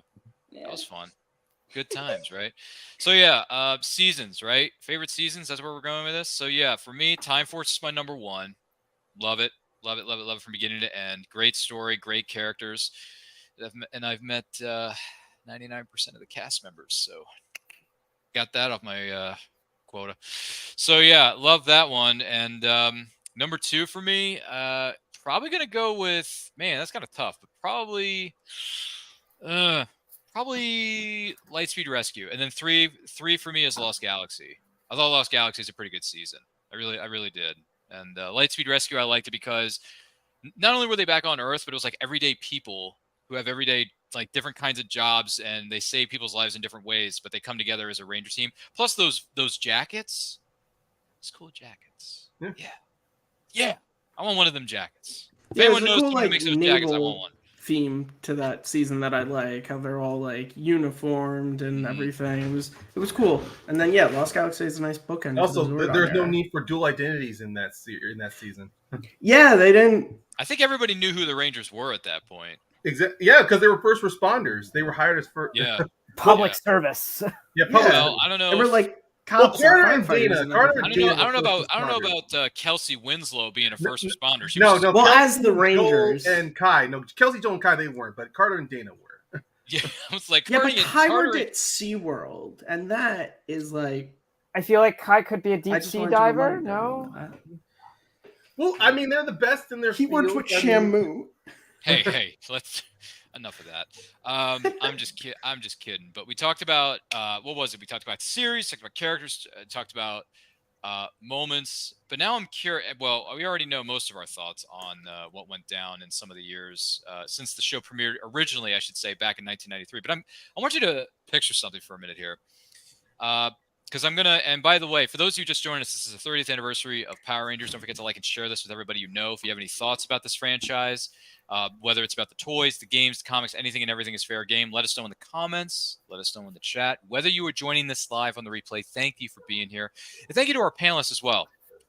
So going back to the show premiere in 93, right? So a few years later, there was this thing that happened, a huge, humongous thing that happened in the early days of the series. And when we heard this, we were excited. Every kid in the world was excited. All however many of us there were at that time. But I remember going to my local library, I think it was, or maybe even Blockbuster. For those of you who remember Blockbuster, those were a lot of fun, right? So you go into Blockbuster, and there's this tape that's sitting on the family films shelf. And one of the reasons I would get that tape is to not only watch that tape, but to watch something that was on that tape that wasn't a full-length feature, if you will, but it was more like, I don't know, it was weird. It was like a trailer, teaser, mixer, behind-the-scenes featurette kind of deal. So picture yourself as a 6, 7, 8-year-old kid, if you will, sitting in front of a television set, popping this tape into your VCR. Yeah, that's right. VCR, VHS. We're going into the Wayback Machine, guys. It's called 1995. And there's a little something that I would go back to and rewatch over and over and over and over again, because it got me excited for what was to come in the summer of 1995. And I'm specifically talking about this.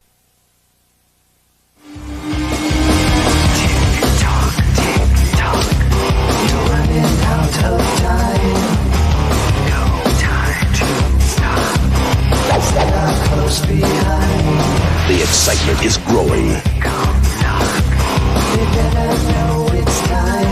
The challenge is building.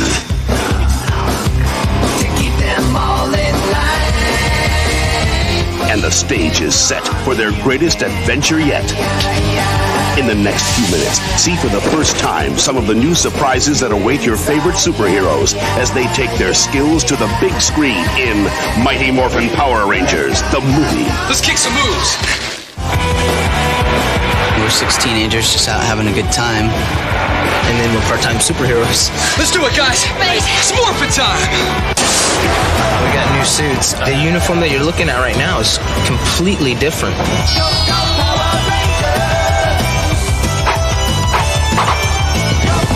Wait, this is like shields, like armor.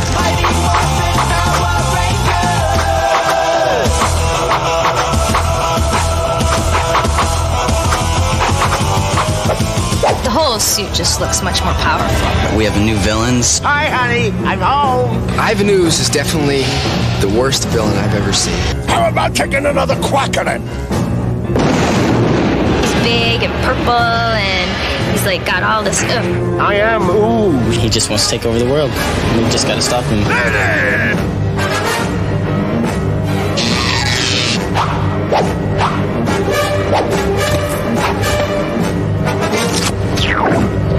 They will see mountains of ooze. He destroys our command center, destroys our leader.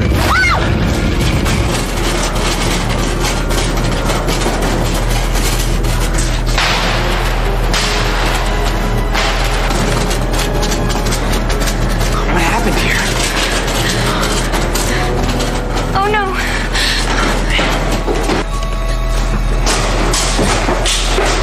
Sordon! What's happening to him? Outside of his time warp, he's aging at an accelerated rate. Fly to Phaedos. You will find the Power Rangers, and you will tear them apart! It's a real test for the Power Rangers. And we have to fight these Tengu warriors, which are big flying birds that come down and attack us. Let's go kick some moves.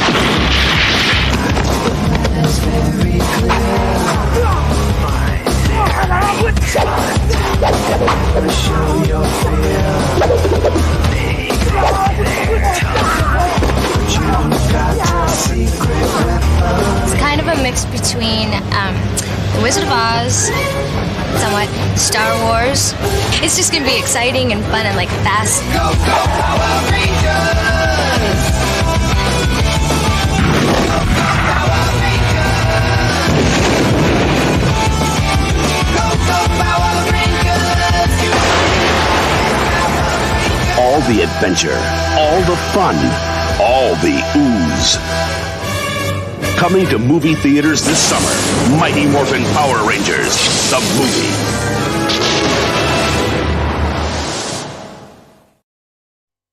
How about that? If that's not a hype train, I don't know what is. Sonny Jim. That reminds me of growing up. That's one of the best teaser trailers / behind the scenes promos I've ever seen in my gosh darn life. And that's going on 36 years of being on God's green earth. I've seen a lot of great things, but that one, whoo! Well, that that's reminds the me, top 10, growing son. up, my dad from work, he had a duffel bag that was like it's like an advertisement for 20th Century Fox movies that were coming out, and it was from 1995. And so it had the Mighty Morphin Power Rangers, the movie logo. So whenever we went on vacation, I always had to take that duffel bag just because it was my Power Ranger suitcase. Darn right, man. Darn right. So along with like a bunch of Two our things movies about I that, didn't care Ryan. about. Go ahead, Two Austin. things. Okay.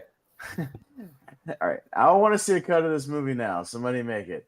That in the regular just scenes uses Alan Silvestri's Predator music as they used it that throughout that whole thing. Because that's what that was. I was like, what? Oh, God damn it. Is that the Predator music? What? I was like, okay.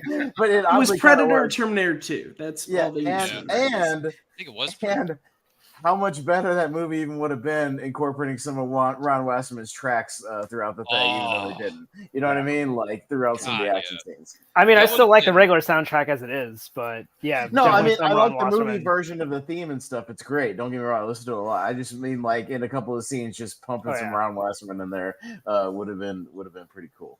Yeah, it would have been. So that was the featurette that came with the Page Master VHS tape, the full-length feature film of the Page Master. That featurette, I would go back and rewind my tape just to watch that featurette over. Did it start getting fuzzy the more you rented it, Ryan? No, no, it was prime, man. It was in its prime. It was good. So I'm curious. Now that you've seen this behind-the-scenes featurette for the movie that did come out in the summer of 1995, where all us kids lost our collective minds, including probably, I don't know, Gata said in the behind-the-scenes area of the green room, she says, "I am digging this featurette. Oh my God!" So, yeah, this is what greatness we got when we were kids. It's a beautiful thing. So my question is to the panel. This is to everybody. I'll start with Gata on this one. So Power Rangers has been a TV series for 30 years, and it's still going, by the way. Fun fact, still going. It's not going to die anytime soon, at least we hope not. And the movies came out in 1995, 1997, and it got rebooted in the year 2017. So my question is to Gata, have you seen any of those three films? And if so, do you have any thoughts on those? I seen the original Mighty Morphin Power Rangers movie. I have to think about it for a second. Then I saw Always and Forever, but I didn't see the second one. I didn't see the one where any updates or anything like that happened. But the original movie, it has upgraded. But now if you have a 4K TV, the graphics are even better than where you were watching it on the VHS. I grew up in that era. It's crazy because a lot of movies now, whether on Netflix or Disney or Hulu or wherever you watch your shows or movies, a lot of them have been remastered, digitally remastered. So that way you can get the experience even better than when you first watched it. And you know, there's so many different things how when you watch it as a kid to when you watch it now. It's crazy just watching the behind the scenes. You would think some of them had a double that would be doing the jumps and the kicks and this, but mind you, all of them have their own special abilities, from athleticism, from gymnastics to taekwondo. Recently, I actually shared with you, Ryan, that Jason David Frank, God rest his soul, earned his 9th degree black belt. And that was such a humbling honor, knowing that he did taekwondo and did martial arts. And that just inspires me as a taekwondo martial artist to continue and go back to doing the training and get back to it. Because if you really think about it, each and every ranger has their own backstory, has their perseverance that they push through any obstacle that got in their way, especially Billy, who gained so much more confidence and he was even more shy. But as he grew up, he regained his confidence and just kept becoming more and more confident. And that's what I like about Billy, that he grew into his character. For sure. We appreciate you sharing that with us. Good stuff. And yes, I did see the Instagram post about posthumously Jason David Frank getting his 9th degree black belt there. Congratulations to Jason David Frank, and our thoughts and prayers go out to his friends and his family, of course, his fellow castmates of the series known as Power Rangers. Jalen, have you seen the 3 original movies that came out in 95, 97, and 2017, respectively? And if so, any thoughts? I have seen all 3. I mean, the first one's just a feel-good favorite of mine, just to watch whenever either down or just like, yeah, let me watch the original movie just because it's just a lot of nostalgia. Like, I love the soundtrack. That soundtrack is what introduced me to Red Hot Chili Peppers. Mm-hmm. And it's just, I don't know, it's just a fun soundtrack altogether. Turbo, I don't know. Turbo, I think we've said a couple of thoughts where it's just not great as a movie. Like, they really went back to the TV budget for a full-length film. I did have a couple jokes with a friend of mine who I rewatched it, and the whole side plot of reintroducing Jason and Kim back. And she was just like, you see, Kim left Tommy for Jason. That's all it was. Like, that's all it was with that Dear John letter. There was no swim competition. She just wanted to be with Jason. I was like, oh my God, here comes the drama. And then the 2017 film, I have mixed feelings. I really enjoyed the cast. I liked the chemistry that all the actors had together. The story I thought was more or less fine. Like, it felt like a Power Ranger movie, but I hated every design choice that they had. I didn't really like the suits. The helmets, hit or miss. Mostly, like, Red was the only okay one. The rest looked nothing like it. The Zords, I could not stand the Zords. It was cool when they all ran out and they played the original movie theme song, but God, I just hated how that looked. And then everything with Goldar, I couldn't stand that. I did like the change where they actually made Rita the Green Ranger. I thought that was a really smart move, writing wise. And then tying kind of Earth with the Zeo crystals, I thought that was a good Easter egg and tie in with the lore and changing it up. But yeah, those are just my immediate thoughts. I hope they do another one of something a little bit cooler, where it doesn't have to go too futuristic. But yeah, I still enjoyed the cast though for that one. No, I got you on that one. What about you, Austin? Have you seen? I think you've only seen the original, and you never went back. So, did you see the other 3? Did you see the 3 of these, or just one? Yeah, no, of course I told you. Turbo sucked. I saw it in the theater. I knew it sucked at 11. Did you see the 2017? I take it you saw the 2017. Yes, no, I saw the 2017 one. What are your thoughts on this trilogy? I mean, the original one, I still go back and watch a lot. I have the Shouts Like Blu-ray. I mean, of course I do. I mean, it's, I think it's still fun. Yes, it's corny in times, and it's got some horrendous 1995 CGI with the swords at the end. That's for sure. Some Mortal Kombat style 95 CGI. But it is what it is. It's still a good time. Yeah, the soundtrack is good. I too was also, that was the first time I'd heard Chili Peppers when they're doing the skydiving at the beginning. I was like, yeah, this is a banger song. I was like, yeah, and I'm pretty sure I had the soundtrack on CD. But yeah, I mean, I had it on VHS. I bought it on Blu-ray later. It's great. And yeah, Turbo stinks. Most people pretty much agree on that. And yeah, the 2017 one, I liked it overall. Yeah, I mean, a few nitpicks aside, just as like a super fan, but it's kind of still a shame that the movie didn't make enough money to kind of warrant a sequel, because I would have liked to have seen what they could have done with the continuation, at least, and expanded, and they kind of tease an introduction of a new Tommy, at the end of that movie. So yeah, I mean, I would have it's unfortunate every time you see a new reboot of these things and they just aren't very successful, and then it just ends right there. We don't get more of it, and it just kind of is dead in the water. So that's unfortunate, but because now they're talking about they're just going to do another reboot, and it's just like, okay, fine, we got to start all over again to where the last 10 minutes was all we get of the Power Rangers, but it is what it is. But yeah, I still go back and watch the original a whole lot. I got you. We know how you feel about Turbo. It's okay. With that being said, there's like 30 minutes of that movie where they're sitting on a boat, and it's like so boring, bro. Like, it takes forever. It's a ship, actually. Yeah. But anyway, that's neither here nor there. It's semantics. Kearns, what are your feelings about the Power Rangers motion picture trilogy? So it's funny you brought up Blockbuster, because I remember one time going into Blockbuster with my mom, because she was getting a gift for my sister's friend, like, birthday party, and she made it very clear that she was going in there for this. We weren't renting anything, but of course, me being myself, I was looking at all the movies, and I wanted to rent the Mighty Morphin Power Rangers movie. But she stuck to her word. But I used to watch the movie a lot on. They would show it a lot on like ABC Family. It'd be like a Saturday morning movie, and every time it was on, I would always be watching it. I thought that movie was super fun. You guys are talking about the soundtrack. It's such a silly song, and I don't even think it's in the movie. I think it's only in the trailer. But that "Trouble" by Shampoo, listen to that a lot.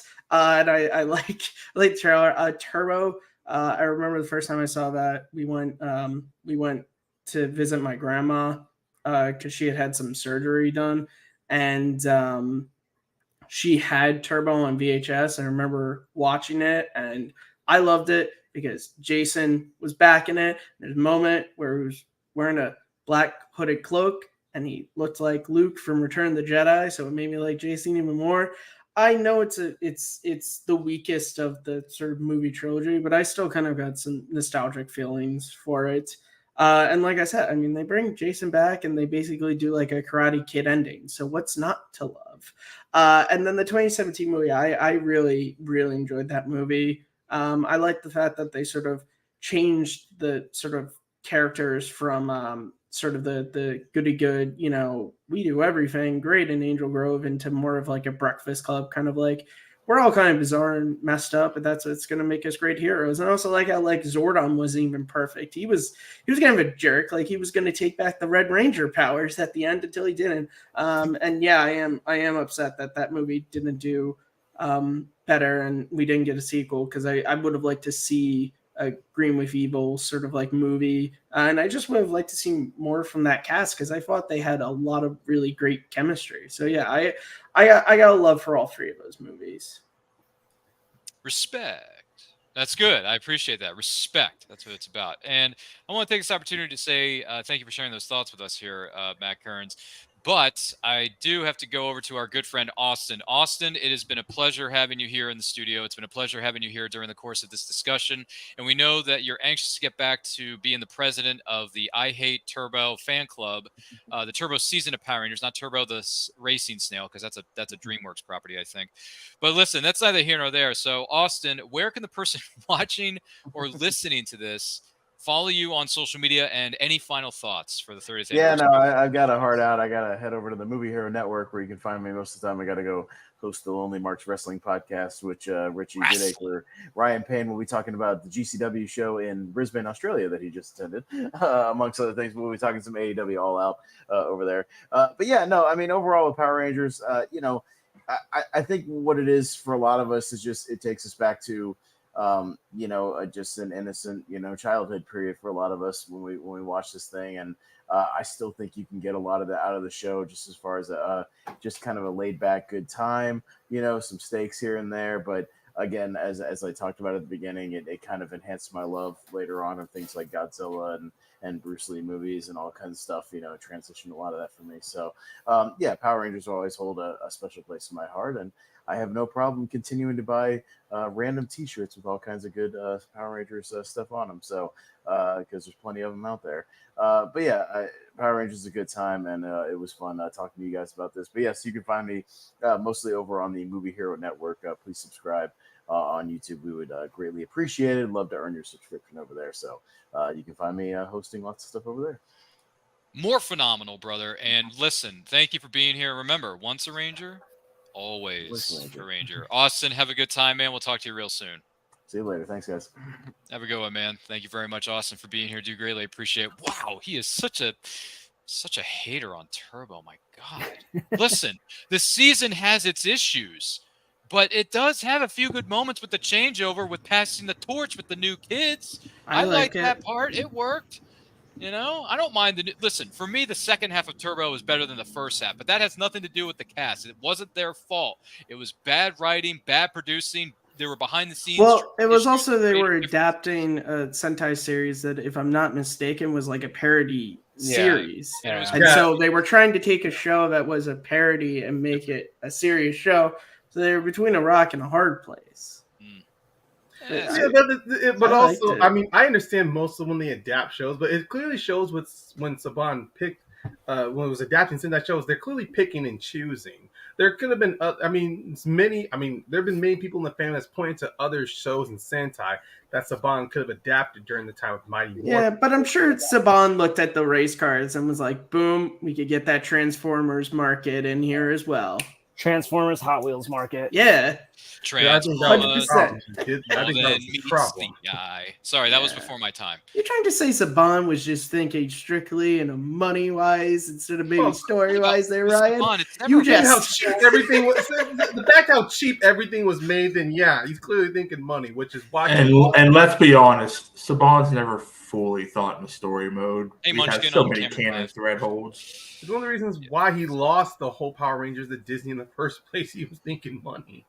Hey, let's not talk about money, because greed, for lack of a better word, is not good. What is good is this 30th anniversary spectacular celebrating all things Power Rangers here on the stage, or here on the set. And don't forget to like and share this with all of your closest friends. If you have any thoughts about Power Rangers, positive, somewhere in the middle, or otherwise, let us know in the comments. Let us know in the chat. Be more than happy to hear from you. And we thank you for joining us, whether it's live or on the replay. And thank you to our panelists as well, because so far this has been educational. With that being said, I understood that reference. What was that? I said I understood the reference. Thank you. I appreciate that, Marty. So, Ryan, what was it? Ryan Payne. Did we get your thoughts on this? What are your thoughts on the motion picture trilogy known as Power Rangers, with Part 1 in 95, Part 2 in 97, and the reboot in 2017? What are your thoughts? Well, the first one, I see it as a beloved classic. No matter how it ages or so, I still love it for the fact that they put a lot of heart and soul into it. I mean, yeah, looking at the plot, after they lose their powers, they go to a magical place to learn the powers of Ninjetti, which honestly, in the hindsight, is really stupid because they end up readapting that for the latest season. They just cut out all the magical stuff. But even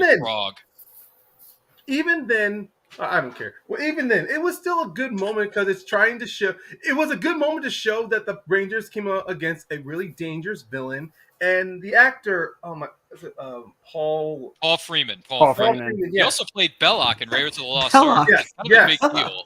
Yes, I know. He was Belloc. I remember his last name, but even then, Paul Freeman did a fantastic job with Ivan Ooze, showing that this man is just so kooky and crazy that he was just, his performance is something that always sticks with me throughout that entire movie, even no matter what happened, especially in the third act. It's something that stays with me and something I always love to revisit whenever if I have the physical copy or if it pops up on streaming. Turbo, not so much. Not because I hated it.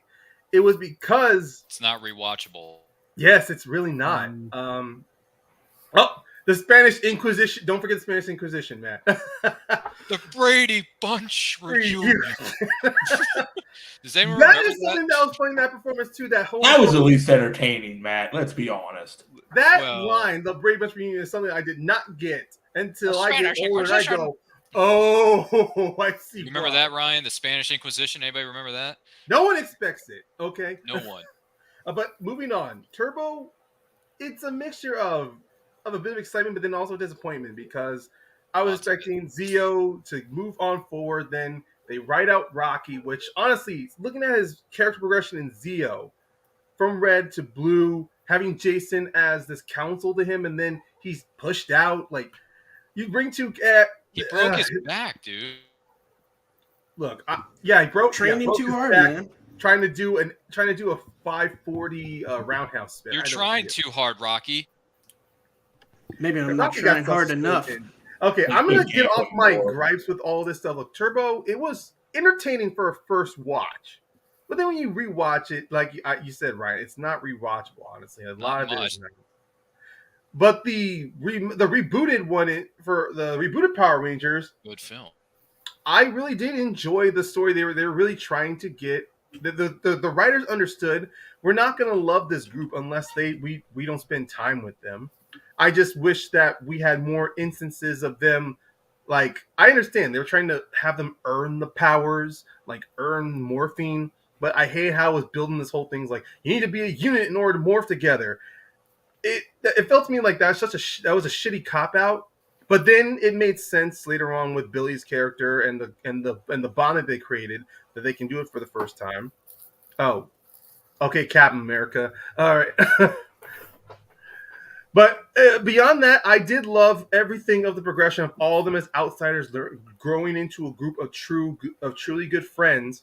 I kind of wish that there was more about it, and I do agree with Jalen. The cosmetic choice for the suits was very off, but then I kind of get they were trying to lean more into the alien aspect of it. The fact that they blended into the fact that the original Rangers were aliens, so they were trying to do the whole this is our suits of our time.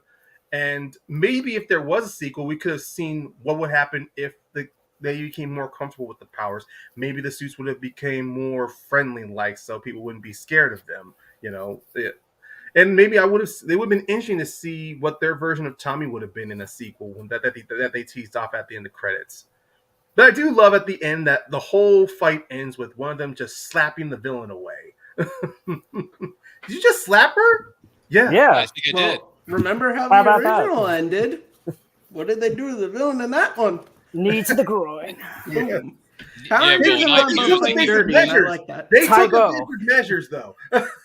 Yeah, desperate times call for desperate measures, Ryan. Remember that. Boom! Push for emergencies only, Jalen.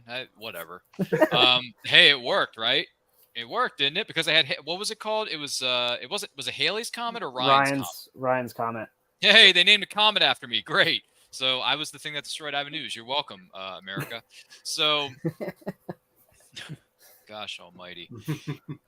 Thoughts?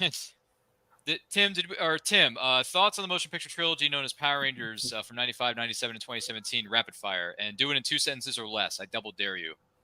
That's not going to happen for one. All right, do it in 3 sentences or less.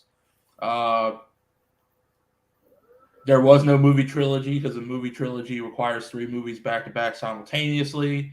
This was a conglomeration of timelines that only one is canon. The other 2 were vaguely forgotten. One, unfortunately, with the newer remake version.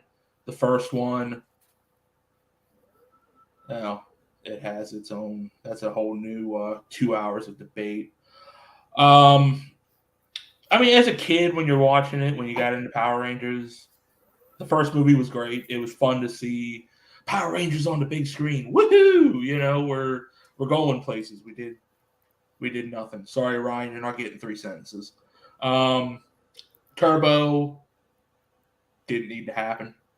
Really didn't. And 2017, good ideas. Some bad on concept on screen, but that's Hollywood for you. I mean, overall, they were enjoyable for its times, except for Turbo. You cannot rewatch that; it's not worth it. I disagree. Not a gee whiz, you crazy people. Gata has something she likes to share with the 20,000 people, non-existent people that are watching the stream right now. So, Gata, I'm curious, what are your thoughts on this motion picture trilogy? Honestly, I've never watched Turbo, but from... It's okay, you're not missing much. Oh, again, based on what everyone's saying and based on what the writers do and what they talk about and how they write each story, every show, every series, every season has a hit or miss. People are either going to love it or they're going to dislike it, or they're going to despise it and never want to watch it or look at it ever again. So it's more of a personal preference on how you go into watching each series, each season, whether you go in with an open mind or whether you go in thinking, oh, is this going to be phenomenal? Or like the genie, phenomenal cosmic power. I had to reference that. It worked. But at the end of the day, it's more so what each individual thinks of every show, every season, and so forth. And it's really a personal preference. Again, it goes back to saying people are either going to love it, they're going to dislike it, and just go with an open mind, because no series, no season will ever be the same.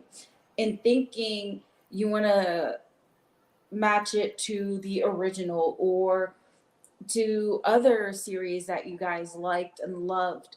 It's everyone has their, again, personal preference to each and every show, every character. Everyone relates to a certain character a certain way. So how you go into it thinking, what am I going to do? How am I going to think about this? How does it resonate with me? How does it resonate with my friends? How do we grow from this? How do we go into thinking these types of questions? But not a lot of people growing up from childhood to adulthood. Those are my money dollar senses. Well, clearly you're wise beyond your years because you're the wise sage that's bringing calmness and tranquility to these proceedings here in the evil galactic senate. Because we've got all kinds of hater comments about us. But hey, listen, we have our likes and dislikes, right, guys? It's just the way of life. So real quick, rapid fire. My thoughts on the trilogy, 95, I'm going to have a special place in my heart because I remember seeing it. I think whether it was in the theater or my parents got it for me on VHS when I was a kid. And Turbo, cool soundtrack. I like the Turbo theme. It doesn't bother me. I like the Turbo Megazord too. I really like the Turbo Megazord. I got to be honest. I really dig that giant Zord just beating the living heck out of what was his name, Malagor, and then 2 minutes later he becomes Dark Spectre. Yay! I didn't die, guys. It's called PR logic. There's no continuity. Saving money. That's what I was going to say. It was called budgetary restraints. Yeah, exactly. I mean, they reused the original suits from the indie film Starship Troopers in Power Rangers Lost Galaxy. So but there you go. They do kind of reference that because her name is slipping. The Which villain name? of Turbo. Because who's the villain in Turbo? Oh, Diva Talks. Yeah, in the first episode of In Space, when they see Dark Spectre, she's like, "You remind me of my fiance," because they're supposed to get married in Turbo, so they kind of reference that they're reusing this suit. They poke fun at that. That's funny. Anyway, so the motion picture trilogy, Turbo, fine, but nowadays I'm thinking to myself, yeah, I can't really rewatch this all that much. I'm sorry. But the 2017 film, I'm a big fan of that movie because them to go back to the roots and like tell people who are not familiar with the show, these are these 5 teenagers with attitude. This is how they get their powers and they have to earn it. I like the coming of age story with the Breakfast Club. I like that formula. I liked how it worked. And plus, the new cast, these were new up-and-coming actors, just like in the original series. So they were like doing kind of the same thing, finding new up-and-coming actors and actresses. And I love that. I love that. And the other thing I like about the 2017 film, this goes back to something I've stated on different shows. I had a job where I was working with autistic individuals, and I have autism myself. So the fact that Billy was autistic and on the spectrum in that movie, that's freaking awesome. That's called good representation, folks. Billy, Blue Ranger, autism's color just happens to be blue. What's up? And he's the Blue Ranger. I don't have a problem with that. It works. And RJ Kyler and his castmates did a fabulous job of what they were given.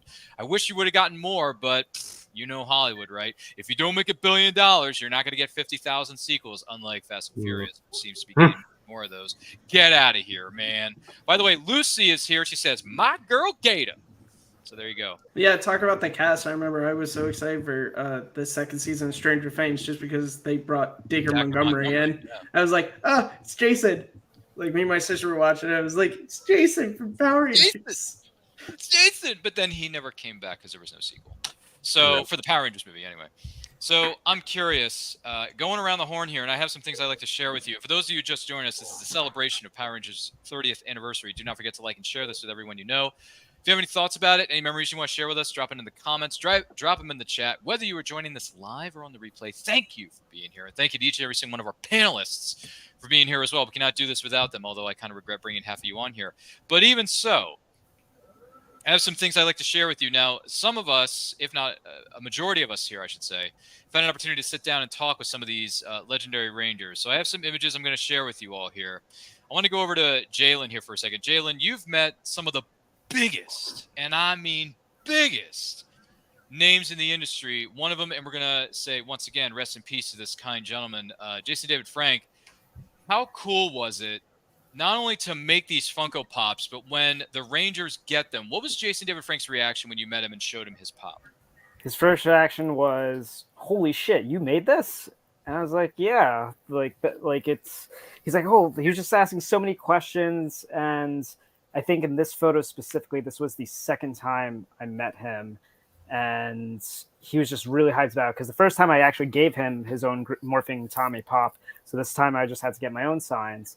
And he's like, dude, like, I love it. Like he was the one who actually started, like, he shared it on his Instagram page and he started the hashtag Jalen Vasquez exclusive. Wow. And he was so cool about it. He was just like, dude, like, you have other things, like, I'll sign other things if you want. Like, this is, like, I love this. Thank you so much. And yeah, it's just so surreal. Like, people say never meet your heroes, but honestly, meeting JDF, like, rest in peace. Like, it was so surreal hearing the news that he passed away. And I know, like, the impact he has on the fandom and just the positivity he always wanted to bring people. And it's, yeah, I know all of us just miss him every day. It's hard to put into words just with everything that happened with him. But I'm just honored that I was able to meet him. I know a lot of other fans, they wish they could because they haven't had that opportunity. So I'm just very grateful for that. Rock on, man. Good stuff. And also, and you mentioned this person's name earlier in the show. You've had a chance, once again, you've met so many names, it's ridiculous. But I'm curious, what was Andros's reaction when he saw his own Funko Pop? God damn, man. Holy shit. He was drinking something. He's like, I don't know what this is, but you want a drink? It was, I don't know if it was like a little bit of like a special root beer soda that he brought with him. It was really good. And then he was just like, he's like, God damn, I've never had my own Funko Pop before. Like, this is amazing. You want to come to the after party? Just like that. I was just like, hell yeah, I do. Like, yeah, just let me know when and where. Like, here's my info. Like, feel free. Like, let me know. This was here in Brooklyn in New York. I think it was 2 months right before the COVID pandemic lockdown started. And he's a cool guy. Like, I'm still in contact with him now. I might actually see him next weekend. I'm supposed to go to LA for Labor Day weekend. And I might, I hit him up like, hey, are you around? Are you doing any conventions next weekend? Because if not, I'll be in LA if you have time. He's like, hell yeah, let's do it. So yeah, and I have a special attachment to Christopher Kamen-Lee and Andros just because I posted on my Instagram story. Andros was actually the first Power Ranger I dressed up as a child. So I found some photos of that recently. I put it on my story and I sent it to him. I'm like, yep, here you go. Here's the evidence that you are technically probably my favorite. He's like, oh, thanks, man. Oh, man. This guy's taking all our street cred, guys. All right. So this I am curious about because I've always been curious. And by the way, that shirt you were wearing with Christopher Kamen-Lee, did you get that on TeePublic? Where was that Angel Grove High School shirt at? I think I got that at Hot Topic. Was it HT? I think I got a Hot Topic. Mighty. Man, Hot Topic. Give us back our Angel Grove shirts. I want one. I'm sure you can find one on TeePublic, though, that looks the same. It's probably on TeePublic, though. You can probably find like 1 million of them on You know what, Jalen? I'll just go on TeePublic at some point and spend money I don't have on I'm trying to get a Youth Center t-shirt. I do have to ask Jalen, though, in that picture, because I saw the red flannel. Were you doing like a Jason cosplay, or was that just coincidental? I have before, but that's not my Jason cosplay. But I generally just wear a red flannel just because... Like I love Red Rangers, like that's the outfit I'm going. Yeah, just because the Angel Grove and the flannel. Nice. There's the shirt, Gata. Thank you. Where is that? Oh, it's on Amazon. Thank you. All right, Gata just did some digging for us. Yay! We know what we're going after tonight. We're going to the after party to buy shirts on Amazon, y'all. Yeah, Jalen, that was the same thing when I was a kid. I would always put on like a red like long sleeve shirt and run around the backyard trying to be one of the Red Rangers. Some of my friends joke around with me now. They're just like, oh, like the way I would describe your style, it's like Power Ranger in civilian clothing. There you go. Juice bar. That's the shirt I need. All right, it's on Amazon there, Jalen. It's on Amazon. Look, let's be honest. The Power Rangers, when it comes to fictional characters, they have the best clothing next to maybe Indiana Jones that you could get away with in real life. Oh, yeah. Like, it's hard to dress like Han Solo in everyday life. Believe me, I've tried. That's true. By the way, you spoke of flannel, whatever it was. I'm curious, what was this guy's reaction? Austin St. John, the big man. What was it like? He was very curious to he was just like, how did you make this? Like, what's your process? I think this was actually the first pop I ever had signed. And he's not the first Ranger I met, but he's definitely the first pop that I've made that I had signed.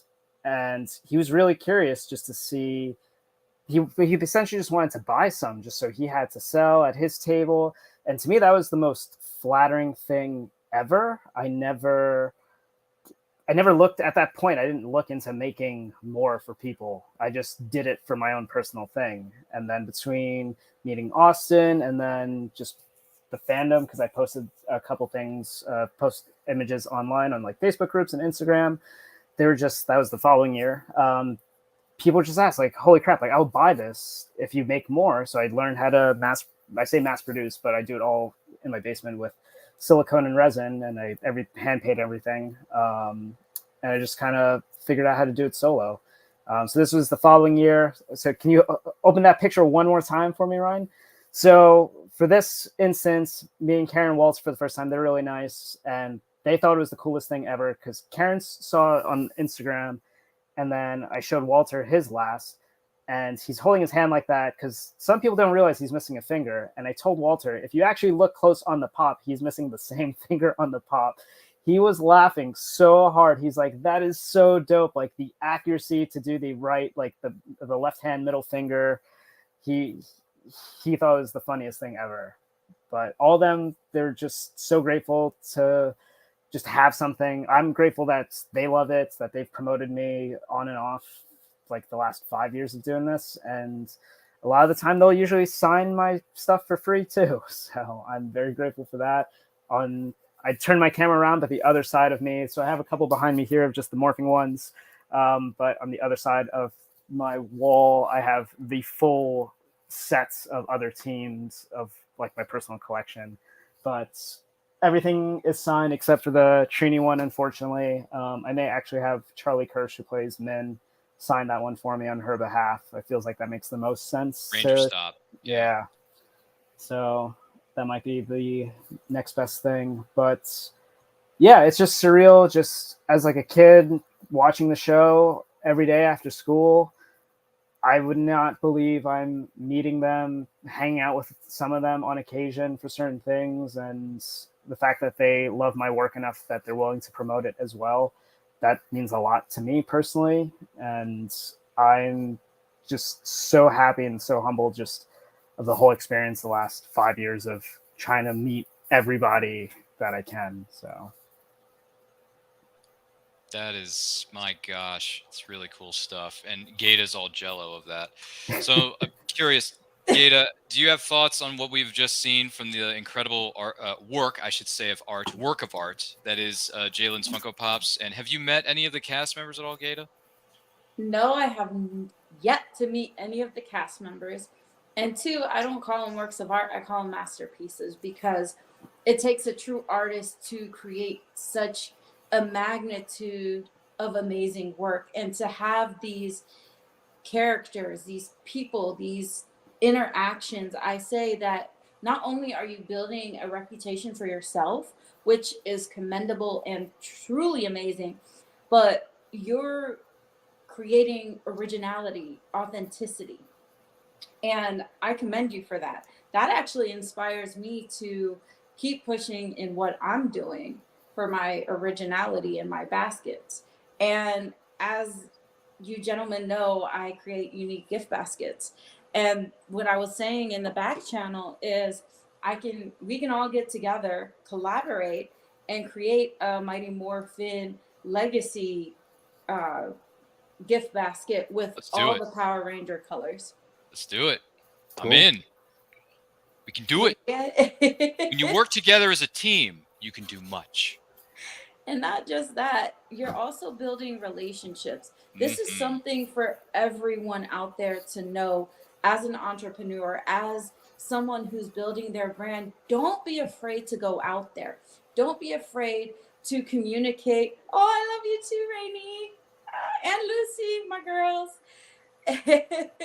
Yes, together we are great. And also, when you're authentic, when you're original, when you're coming from the heart with true intentions, not worrying about Google, not worrying about not worrying about what someone is saying, that's going to make you stand out from the rest.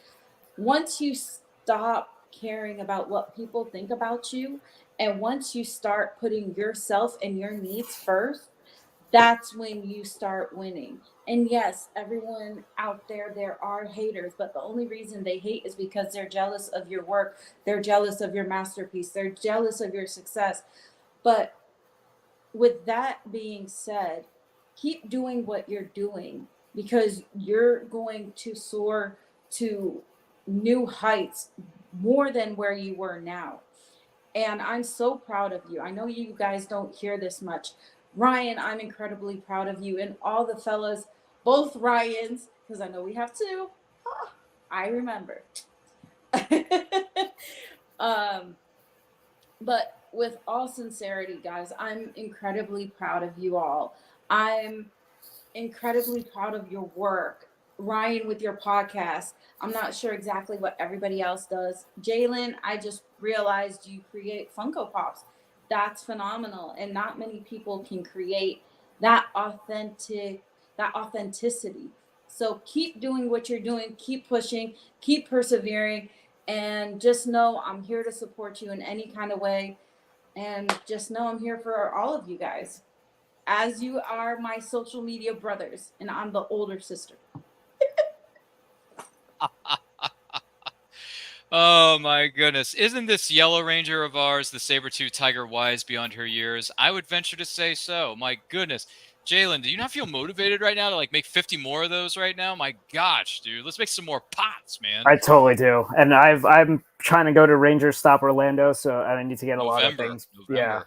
It's coming up, man. I know, and I'm a little bit behind of what I want to make, but I believe after that speech, I feel confident. You're gonna hit the ground running, man. You're gonna hit the ground running. I love that, man. I don't even know where to go with this. Seriously, that was such a great expression of thoughts and feelings and motivation there. And I really, by the way, all 5 of us here who heard that, and the person who may be watching or listening to this, we appreciate what you just stated. I mean, honestly, I think I can speak for all our fellow Rangers here, where we say thank you, because I've learned the last couple of years that there's this word that gets tossed around a lot, and sometimes I don't think about it, sometimes I do. Gratitude. I think gratitude is something that needs to be shared more. I think it needs to be celebrated a bit more in this crazy mixed-up world that we're living in. So I'm just grateful to have all these panelists here on the set. I'm grateful to have Gaeta as one of my closest friends. I'm glad to have met Jalen tonight, because Jalen, I've seen you on social media kicking tail, taking names, breaking those necks, cashing the checks. And I'm like, dude, I want to hang out with this guy. He makes his own Funko Pops. He doesn't even have to call anybody. He just makes them himself. Forget it, man. He's the boss of bosses. Hashtag lag boss. You know, I mean, you're the big dog. Talk that talk, George. Yeah, that's real. Gaeta and I are really big fans of this guy who goes by the name of I Am George White, the speaker on Instagram. Look him up, man. Seriously, look this guy up, because he's got some motivational stuff going on there. And he's got some new merch, too. Hashtag not a sponsor. Let's see here. More people are in the building here. Let's see here. Rain Love says, please keep pushing, you guys. All of you are amazing. Thank you, Rain. Is it Rain? Is that how you say it? No, it's actually Rainy. Like Rainy. Sorry. Yes. Rainy. Trust me, with my last name being Payne spelled the same way, just replace the R. I understand why. I understand the misunderstanding. It's yeah. And then Lucy went on to say, "That's awesome." Yeah, she's right about that. And then Rainy Love says, "Yes, Ryan, amazing," with smiling emojis. Smiley emojis. There you go. So, my gosh, Kearns, I want to toss this over to you here for a second. So, you've had the pleasure of meeting a cast member. I'm going to bring this up for you. What was it like meeting the big dog, the big man? Yeah. ASPA, so that was San Diego Comic-Con 2018, which was my first, and at this point, only San Diego Comic-Con. Massive Austin St. John fan. And so me and my brother were there together, and I knew I had to find where his booth was and go and meet him. And I was super nervous. You know, this is like childhood hero of mine. Like I love Jason. Like I was saying before, I would wear like a red button-up shirt and run around the backyard with a homemade morpher. You know, like So I was super nervous, but he was so nice and he was really kind. And I got an autograph from him and a picture. And that's actually still my Instagram profile picture. I have not changed it since 2018 and I don't plan to. At that same convention, I also got the pleasure of meeting Jason David Frank, even though I wasn't able to get a picture. And me and my brother were last online. And the guy in front of us was being really difficult with like taking pictures and like paying for stuff. And Jason actually had a panel he had to go to, but I guess he showed up the panel later saying he took the time to like meet me and talk with me. And I was able to tell him how he's one of my favorite Rangers and like you can make a whole team out of just you.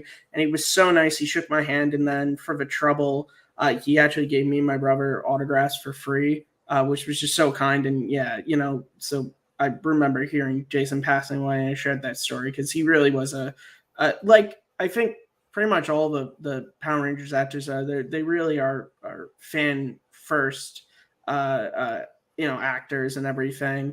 And then at that same convention, I did not meet him, but when I was walking out of the bathroom, David Yost was walking in. And I kept on walking because I said, the last thing I want is to be one of those fans that David Yost has to tell he met in the bathroom. So I just kept walking, but I saw him. I saw him, though. So yeah. Give him a head nod on the way out? It was so crazy. I just saw him, and I kind of had that, like, stop, look back. No, just keep walking. Just keep walking. Don't wait by the door. Don't wait by the door. Don't go into the stall. Just keep walking. Keep looking straight. Keep looking Just straight. keep walking. You can say you saw David Yost. So technically, I saw 3 of the 5 original at that convention and only met 2. But I got to meet my two top guys. The top dogs, the big man. Yeah. Ooh, yeah, the cream that rises to the top. Yeah. So, Tim, have you had a chance? Exactly. Tim, have you had a chance to meet any of the cast members from the series of Power Rangers at all? I have not yet, no. Oh, I have spent money elsewhere in my... He's like, I want little... I want more 6-inch figures of this is where my compulsive completionist disorder comes in. Yeah, look at his shelf. Because instead of just DVDs... You got VHS? No, it's he doesn't have VHS. Random models with it that I still need to complete it all first. Completionist. It's elsewhere. Yeah. Trust me, man. Making pops is the same thing. I started with just 2. I said, nope, that's it. And then everyone's like, you have to make the rest of the team. I'm like, crap, God. I literally just started with Wave 1. I'm like, oh, these are nice, nice feel back of, and it's like, I think we're up to Wave 14 coming out soon, Wave 15. So yeah, it's like collecting Luke Skywalker's Black Series figures. You're like, I'm good with the versions I have. You just dive right there. Yeah, there's like 30 variants of Luke right now, isn't there? It's like that pool in Stranger Things. You just dive head first in. Yeah. Someone's bringing out a gift basket. Go to JediBusiness.com and just type in Luke Skywalker and just see how many. Is it called Jedi Business? Is it called Jedi Business? What'd you say it was called? Yeah, if you JediBusiness.com is a great website. Oh, JediBusiness.com. Yeah. I thought you said something else that goes along with that. If you type in a character, they have literally every version, every action figure of the character ever made. I'm gonna have to look that up here later. But I'll send you the link. Please do, yeah, because Lord knows I'm going to spend money that I don't have on things that I can't afford. Isn't that well, right? you can't buy it off of there, but it's a great thing to, to find. It's a huge problem, yeah. By the way, Lucy says, we love you more. So there you go. Lucy likes all of us, I think. I think she loves either Gator or maybe she loves all of us. I don't know. But hey, we appreciate the support. Lucy, is that it? Yeah, Lucy, thank you. Thank you for being here. Do greatly appreciate it. And Rainey, thank you for being here too. Appreciate you both. Gator, do you have something to, oh my gosh. This show and tell how Jalen and all the rest of us can put together a gift basket with Power Rangers in it? Not necessarily. This is actually far from it. It's Sailor Moon, Tigers, and Beauty and the Beast. So, there. Ooh. And I hand curl the ribbons, by the way. Cute. Wow. Talk about grabbing but the guys, bull by the horn. you know what, guys? I have to jump in because I course felt you do. weird. I needed to do the show and tell because Tim and Jalen inspired me, so I had to See? tell you guys. So That's what thank you. happens. Tim, do you? Galen inspired you with artism or artistic. I inspire people by spending way too much money that I shouldn't spend.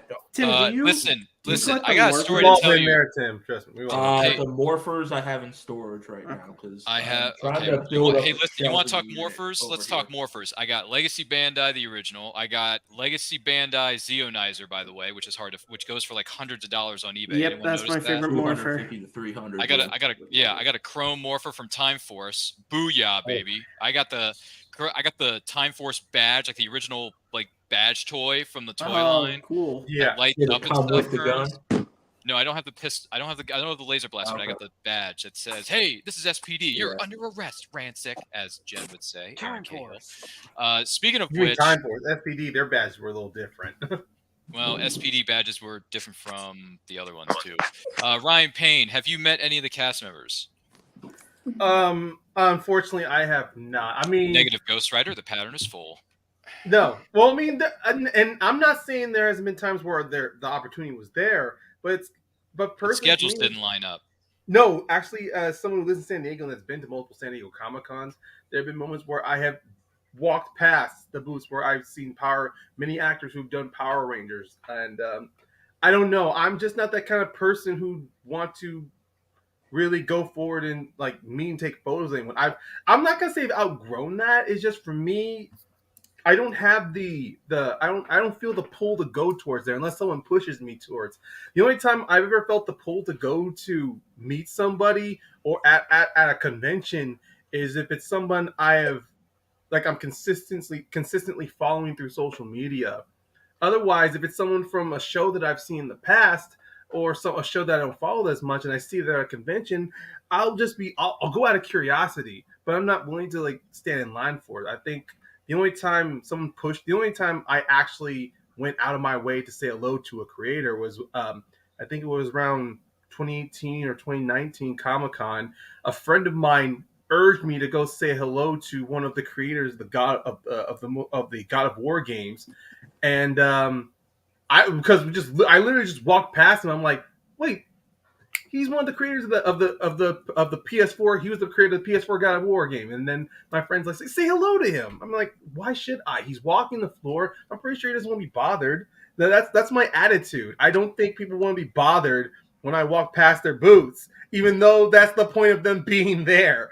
I have that mindset to where I'm just. I feel you, Ryan. I'm a lot like that with people too. Yeah. To me, I'm like, they're looking for the fans who are passionate towards them, not the ones that are like, oh hey, I just saw you here. What's your thing about? I don't know. It feels like I'm insulting them if I'm like, oh hi, I just see your booth there. Who are you? So basically, what you're saying is two things. One, you're pulling who was the character in the movie Lethal Weapon? Was it Murtaugh? I'm too old for this shit. So no, you're saying that yes, I'm not too old for this. I'm just number too two. You're saying that it. I'm not paying X amount of money to get a selfie with Austin St. John, who I've waited 30 years to meet for $40. Okay. That's fair. That's not what I'm saying. I'm too much of an introvert and I'm too self. Oh, you're introverted. Okay. Yeah. Ryan, I respect that. I get what you're saying because there are people out there who are introverts, and that's okay. There's nothing when wrong I met with that. Austin St. John, I was scared, okay? shaking before I met him. It's a nerve-wracking thing. Kearns had the shakes before meeting Austin. If you have the opportunity, in particular, that there's one of your favorites, I would say, because like I said, meet at least so one, nice. Ryan. No, trust me. There are times where I have instantly regretted it, especially. I had an opportunity to meet Jason David Frank, and I skipped out on it because at the same time I was at Comic-Con, I also had tickets to go to a concert, and I'm like, no, trust me. The way I the way I justified it in my head was such bullshit. Trust me, guys. You can throw the judgment all you want at me. Trust me, no one's judging myself more than I am at that moment. Now, which concert was it? Who was playing at that concert that night? Better not have been a cover band. Who'd you say it was? Paramore? Yes. Okay, Paramore. Does anyone know who Paramore is? I do. Yeah. They're a very well-known rock band. They're good, right? I mean, I like them. Are they This one of was the better around rock bands? 2019, okay? This is 2019. There's the first That's time. right before the lockdown, Ryan. Yes. Yes. Yeah. And Ryan, I want to piggyback off what you were saying. I'm actually like you in a lot of ways when it comes to celebrities, when it comes to artists, because it's not so much that you're an introvert more than it is a respectful aspect to, you don't want to impose on them while they're in their zone or they're doing their thing. Or like you, Matt, you were or who was it saying that you saw David Yost? It was Matt. you, Matt, Matt. right? Yeah. Yeah. So just like you said, you didn't want to be that person that makes him feel uncomfortable. But just recently, I met a very well-known Mexican rapper. His name is Peso Peso, and his boy Spills. And I told, and they remembered me from Johnny Dang's jewelry store here in Houston. And so when I told them that, and they remembered me, that's when you leave an impression. We didn't talk, we crossed paths, but said nothing. But when they remembered me, that just really touched my heart, because they told me, they're like, we're not those type of people where when you see us, talk to us. But not everyone's going to be like that. So I get where you're coming from, Ryan. You know what I mean? So don't ever feel like you want to impose on anyone. You want to be afraid to not approach them. Look at it this way. When you meet people, don't think, oh, I don't know who this person is. Build an introduction, build a relationship, and maintain that relationship, because at the end of the day, you don't know where it's going to take you in the long run for whatever it is that you have going on. And no judgment here about you wanting to go see Paramore versus meeting Jason David Frank. Everything happens when it's supposed to happen. So don't think of judging yourself so harshly. Give yourself a little bit of grace. So I just say this to say, don't have any regrets, ever. I feel like during the course of this whole proceeding that Gata is our Zordon.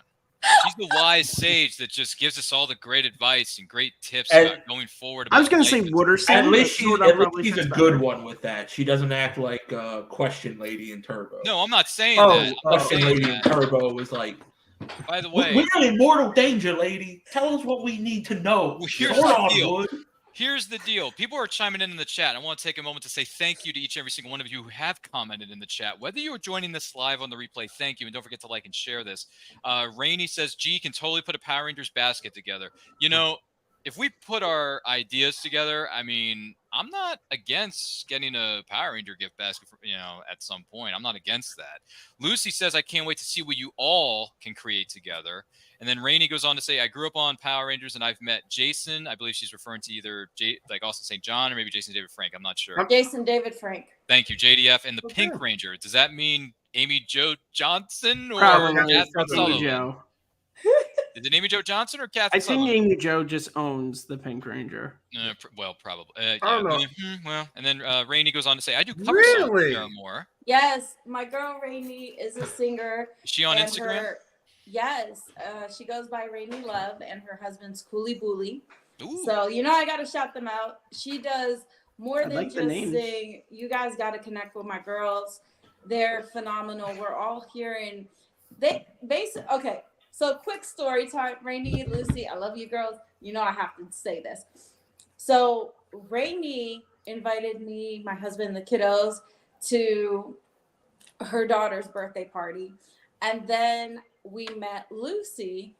And so from there, we just became the mom tribe. We're the dynamic Pisces trio, as she calls us, the Sisters of the Sea, as we're all Pisces. Ooh, that rhymed. And she does banners. They do banners, they do custom shirts. So if you want a custom Power Ranger shirt, reach out to my girl. There you go. Hashtag not sponsored. Free plug. The wheels are circling in my brain here, Jayla. Ryan's thinking of all the Power Ranger shirts that no one's made before that he can get. Listen, I think Eric Myers, the Quantum Ranger, deserves more shirts. That's what I think. Honestly. I got one on my store if you want. Okay. Hey. Hey, hashtag not sponsored. Hey, not sponsored, but we could be if Jalen wants to talk numbers later. Anyway, I'm just kidding. Maybe not.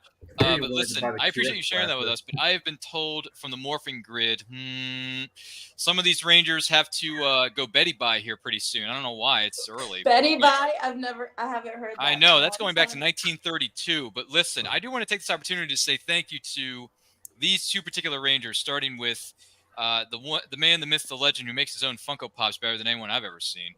Jalen, thank you for gracing us with your presence, for being here for this celebration of one of the most popular properties that's ever been, known as Power Rangers. We cannot have done this without you, Jalen. Final thoughts, any final thoughts for you overall about Power Rangers? And number two is, where can the good person watching or listening to this follow you on social media and buy all 30 Funko Pops that you have? I think it's more than 30 right now, to be Probably honest. 150. But Jalen, the stage is yours, my friend. What do you got?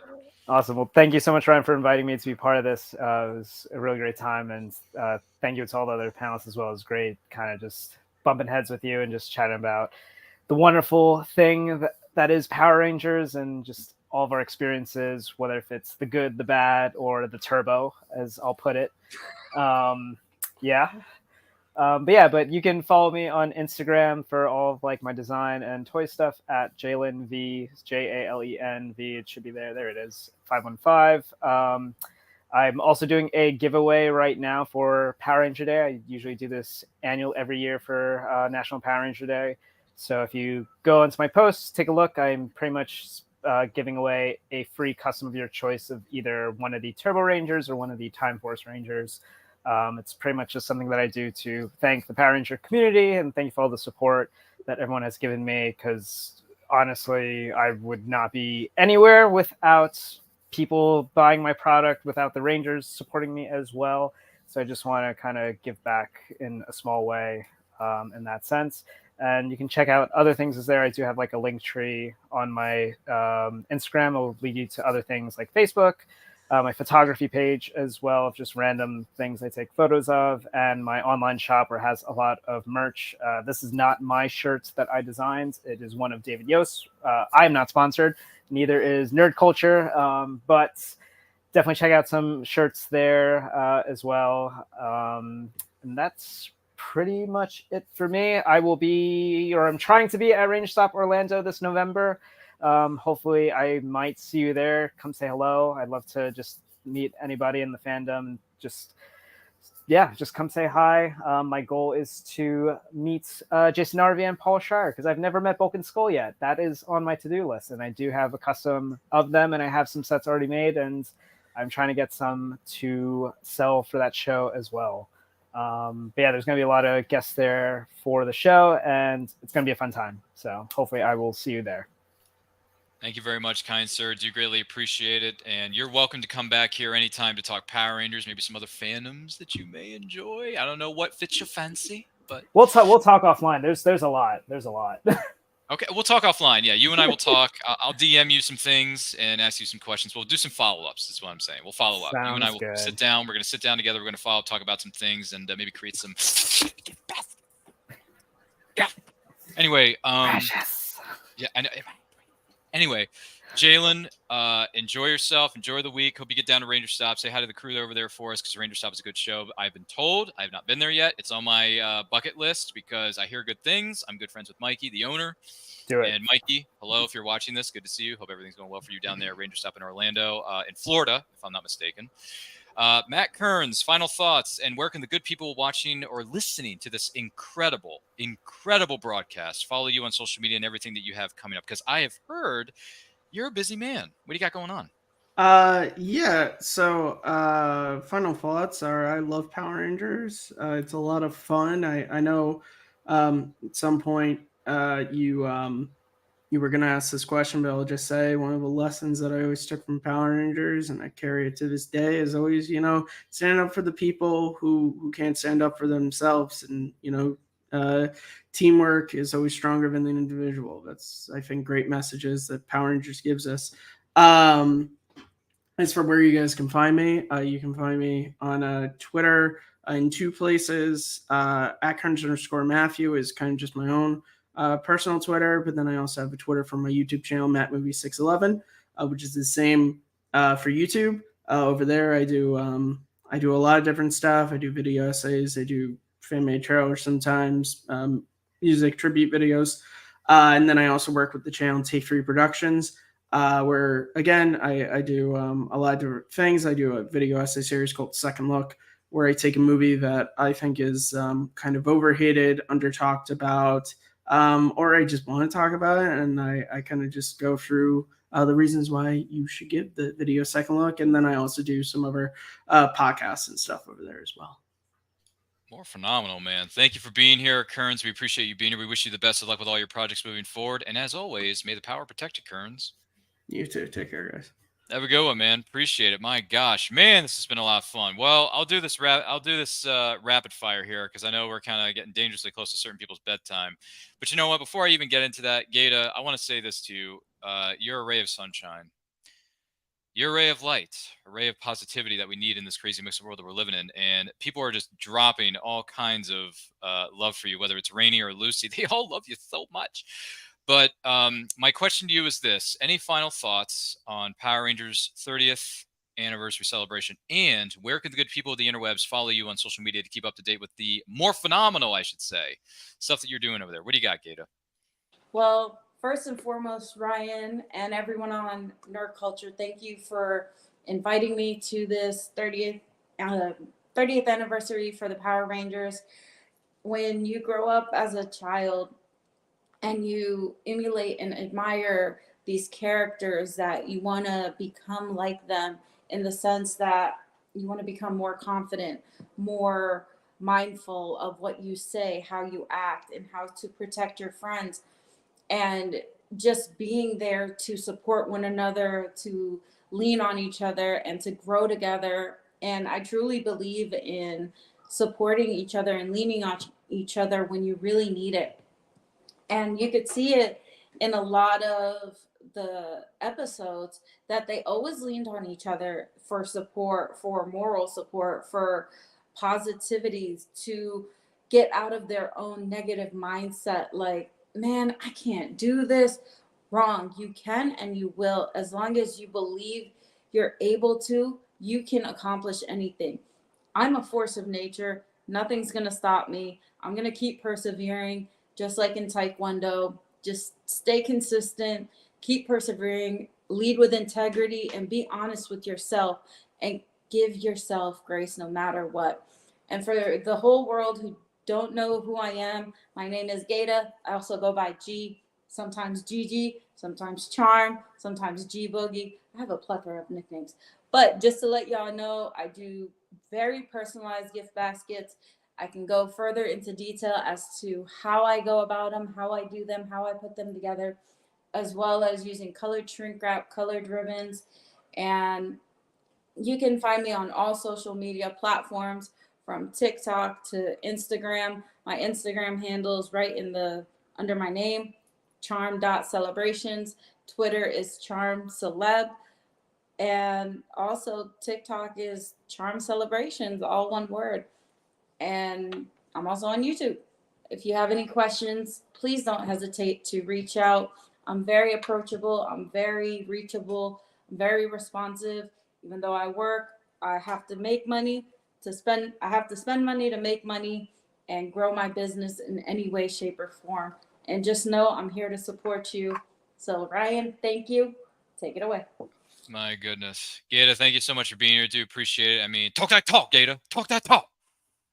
She's got that she's a awesome tacular person with attitude. Talk that talk, Gata. Big dog.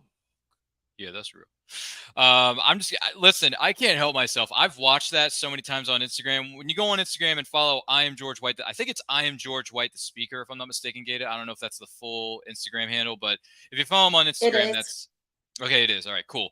Check him out. He's a motivational speaker and he does some really cool things. And he seems like a cool dude. I don't know. Maybe we'll get him here on the show, Gata. Maybe we can have a sit down and have a virtual conversation, the three of us. How about that? Listen, I'm putting it out there into the ether. I'm putting it out there in the universe. So there you go. Appreciate you being here. Take it easy. Enjoy yourself, Gato. We love you. Say hi to the kids for us and tell them to watch more Power Rangers. There's some good seasons out there, not just Turbo. Of course. Salim always watches it. He's like, Giddy up. Rangers. That's awesome. Big dog. Yeah, all right, you guys. Have a good one, Gato. We love you. Such an incredible person she is. I got to tell you guys, it's been a lot of fun. But I will say this. I've sat down and talked with a number of individuals over the years because I've been going to Comic-Cons for, 10 years? Ryan, I have not been to San Diego Comic-Con like you have, so I'm kind of jello of you that you've been to the WrestleMania of Comic-Cons. Well, plus you're a wrestling fan. There's a lot of wrestling events out in California. So not a lot. Well, yeah. Well, or maybe not. I don't know. But I've met some Rangers over the years. These are just a few of them. Dan Southworth from Time Force, favorite season. And by the way, Dan Southworth is a funny dude. He is a really funny dude. Like, he's good at cracking jokes, and during panels, he'll like just say random stuff that'll just like throw you off balance a little bit. But when he says it, it's so good. It's so funny. I said this on Facebook one time. I said, this guy needs his own sitcom or something. Like, he is that funny. Like, he can do it. I know he can. And then Jason Font, I got a picture with him in his suit, Ryan. How about that? Time Force, my favorite season. He's wearing the suit. That's awesome right there. And Jason Font's a cool dude. He really is.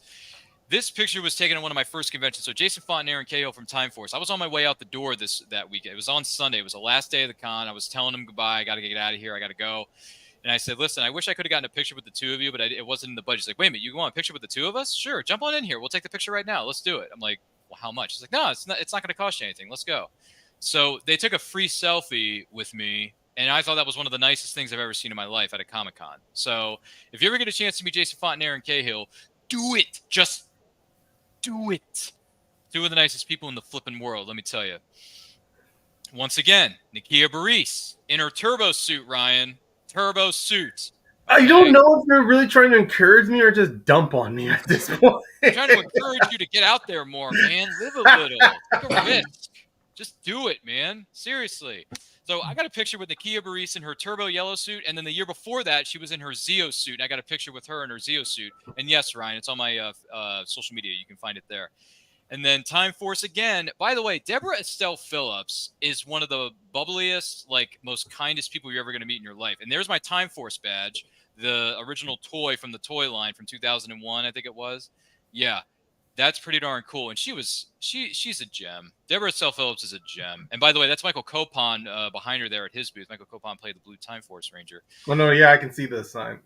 Ciara Hanna played the yellow Mega Force Ranger. And let me tell you something. This woman is not only one of the coolest people I've met at the con circuit, but she and I joked between each other because the whole weekend I was telling her, hey, I'm not sure if I'm going to go to the VIP event that you got going on. It's like, no, come on and join us. It'll be a lot of fun. So she roped me into going to the VIP. I paid X amount of money to get in. We go to the VIP breakfast the next morning, and I was having pancakes where she was having waffles, and she was telling me, Ryan, waffles are better than pancakes. What are you doing? So we had this like tit for tat, like back and forth. Like every time I walked by her booth, I would say like pancakes, I would just randomly say it to her and she would be like waffles. You know what I mean? Like we were battling between each other. It was a nice little banter. And then on her 8x10 that she signed for me, she says, to Ryan, love Ciara Hanna, pancakes, exclamation points with hearts and on the bottom of the exclamation points. So I just thought that was one of the coolest things ever. So there you go. And then also meeting the big dog, Austin St. John. Okay, this was my third time meeting Austin St. John. And the third time that I met him, I had him sign my original Day of the Dumpster VHS tape. My original Day of the Dumpster VHS. And this is what happened, guys. This is what happened. I walked up to him and I said, hey, it's good to see you again. How you been? He's like, I'm doing good. And they said, I'd like you to sign this. And then he's like, I told him I was on his street team. The ASJ street team is a group of individuals who share Austin St. John's social media and his upcoming con appearances. There's a few perks with that. So I told him I was a member of his street team. I reminded him that I was a member of his street team. And he says, wait a minute, you're on my street team? And he says, hey, give me some of that money back. He doesn't need to pay for some of this. I was like, what? You're giving me, like, you don't have to do. He's like, no, man. You support me. I'm going to, don't worry about this one. This one's on me. So he signed my VHS tape for nothing. He did it for free. So the fact that he signed that, and by the way, it's not personalized. It just says his name and then Jason under it. That is something that I'm going to keep forever. There's no way I'm ever going to sell that. There's no way. And Austin St. John is my favorite of the Power Ranger, one of my favorite Power Rangers actors that I've met. at conventions, and he's one of the nicest ones too. So if you ever get a chance to meet Austin St. John, Ryan, please do, because I think you'll like the way you look after meeting him. I guarantee it. So more people are here in the chat, and I want to take an opportunity to say hi to them. Martin Brown says Mighty Morphin Power Rangers is the best one. Rainey says, wow, Ryan is the Power Ranger guy. Yes, Rainey, I am. Yeah. I've met so many big names over the years. Yeah. And then she goes on to say, waffles are the best. Laugh out loud. Sorry. Laughing emoji. By the way, Rainey, fun fact, I eat Lego Mayego waffles every single morning. No shame. And you know what I pour on top of it? Log cabin syrup, baby. Hashtag not a sponsor, y'all. Not a sponsor. And then Martin Brown goes on to say, Power Rangers needs a crossover with the Sonic the Hedgehog TV series. They did crossover Teenage Mutant Ninja Turtles. We saw what happened there. But there was a better crossover done between the Power Rangers and the Ninja Turtles in the comic books from Boom Comics. That's right. That Power Rangers and a crossover with the Justice League and Boom Studio Comics. By the way, I have that hardcover, Ryan. That's a good storyline too. Power Rangers and the Justice League. That's darn good, man. Yeah. That's good stuff. Man, we've mentioned so many incredible things, so I'm going to do this real quick, rapid fire. Ryan Payne, 3 favorite Power Ranger toys. Oh, well, I used to own the classic Mighty Morphin, the Megazord when I was a kid, the action figure. Oh, yeah. But, of course, over time, having siblings, it kind of wore out to where it's constant scratches on them. This toy is not one I've owned personally. No, actually, I do remember used to owning Saba, the White Ranger Saba. Well, it was electronic powered. You press a button, you get to talk, and there. Oh my God, that is beautiful. Oh, the battery's dead. Yeah. Even dude, then, you wore out the battery? No, I don't hardly use it. I only bring it out. So it just burned out. Unless if the battery's in there, the battery acid may have affected it because I learned. No. I will check it periodically. Okay, yeah. I know the button batteries will explode. It's just they're not just good old either. No. Yeah, and they're just old. The batteries haven't exploded or nothing. If I get there's a lot of. Oh, go ahead. Yeah. What was the third Power Ranger toy, Ryan? Well, it's one I currently own right now, and you've seen it. And you've seen it before, Ryan, on a previous Power Stream. I'm gonna bring it out again. Oh, you got the Gold Ranger Power Staff. Son of a gun. Hold on, let me go back a little further. Just show you. Is that the OG or is that the Legacy one? I think it's the Legacy one. It's OG. Yeah. Okay. Or wait, no. Is it? That might be the Legacy because I think the OG was a lot. Yeah, it's Legacy. Never mind. I bought this at San Diego Comic Con though. Unfortunately, they didn't have the box with it. It was already they took it out of the box. The case was next to it. But they didn't give you the case? Well, no. When I bought it, they handed it to me, wrapped it up, and I took it back. And I just took it home. That's just, dude. You should have a box for that. Too, what the? You should have a box for that though. Oh, I probably do, but you should go on Amazon and get a carrier box. That's what I was thinking because I have it in a case. I wrap this up every night to make sure it doesn't get damaged. You need to get a case on Amazon, dude.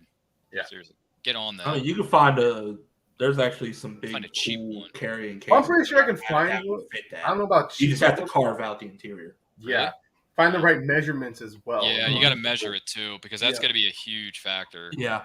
Going into what you do with it next. And by the way, someone is what was this? Is this the same thing you were talking about earlier? Oh, Power Rangers needs a crossover with Sonic the Hedgehog in the video game universe. Oh my.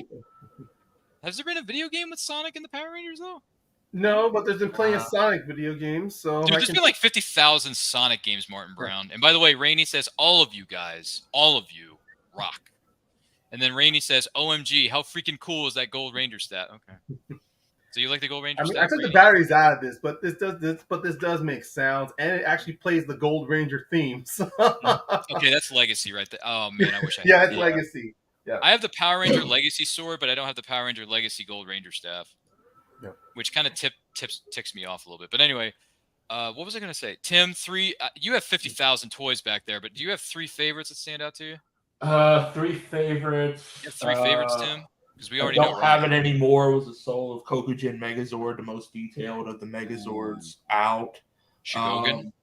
Yeah. So Shogogan. Soul of Shogogan. Soul of Shogogan, yeah. Dude, those were the really Oh, those were, you they were cost like paying $300 high though? money when they first came out. Yes, Now and they're then like they were so short supply. If you did not get yours and tried to get it, $800 was the cheapest you were finding. ouch. Holy But crap. now they're doing a re-release with that and the Dragon Zord for like Oh, really? $450 together. I don't know when it's supposed to come out, but Can you Toku text me that? Toku. I'll send you the website. I can't remember. Send Ryan and I the website for that because Yeah. I like to get Number 2 would probably be the Super that? Mini Pro line. Those are fun to build if you are into building. Oh, yeah. And honestly, just for any more of the detailed with the new Lightning Collection figures, I would recommend them over. I think, honestly, these ones have been the best figures you could really hope for in all the figures we've had from back in 93, 94 Christmas season when the show came out to what we got now. I think these are the most detailed with the figures. You could collect them. You could also play with them like most of us do, and we're fighting the monsters. I mean, I think those are probably my 3 favorites, honestly. Nice. That's not bad. It's a good set. So for me, my 3 favorites are I have the Legacy Power Sword from Jason, the Jason Red Ranger Power Sword, Legacy Bandai. That makes all the sounds and plays the theme song. So yeah, I like swords are cool. So I like the Power Sword. That's one of my favorite things. And honestly, I like the fact that I have the Legacy Zeonizer. Because the Zeonizer, the Legacy one that Bandai came with, like, dude, that is like full legit morpher, and it plays each Ranger's like Zeo Ranger 3, like it has them say it like Zeo Ranger 3 blue, 4, and so on and so Their forth. morphing sequence, Yeah, the morphing sequence. And then when you put Those the are 2 things fantastic. together, like it plays the full theme song, and I'm just like, this is actually better than the Legacy Bandai original morpher, because the original morpher just does ching ching chong, and then it plays the theme song, but you have to like hold the freaking button in for like the whole time, and I'm like, dude, that's gonna break my hand. So that's like warp. So those are 2, and then the third thing that I like toy wise, I'm trying to think of the toys. I actually went ahead and like bought these like used like from toy stores or like other places. The flip heads. I have a soft spot for flip heads. Does anyone remember the flip heads? You push the morpher, and then it has their civilian head, and then you flip it again, and then it goes. You know what I'm saying, Ryan? I've first seen commercials of those. Never owned one, but I've seen the commercials. Yeah, the good old flip heads. Yeah, look, see, you still have Yes. Oh yeah. No, these are the re-release line. They only had re-releases from Hasbro. Yeah. Yeah. They did not have Trini. They re-released everybody but Trini. How can you not? Because I think that's when Bandai lost the license and it went to Hasbro. Oh. So there was a lot they were working on. You can still make it though. Yeah. Aren't they available now? The Yellow Ranger is available now?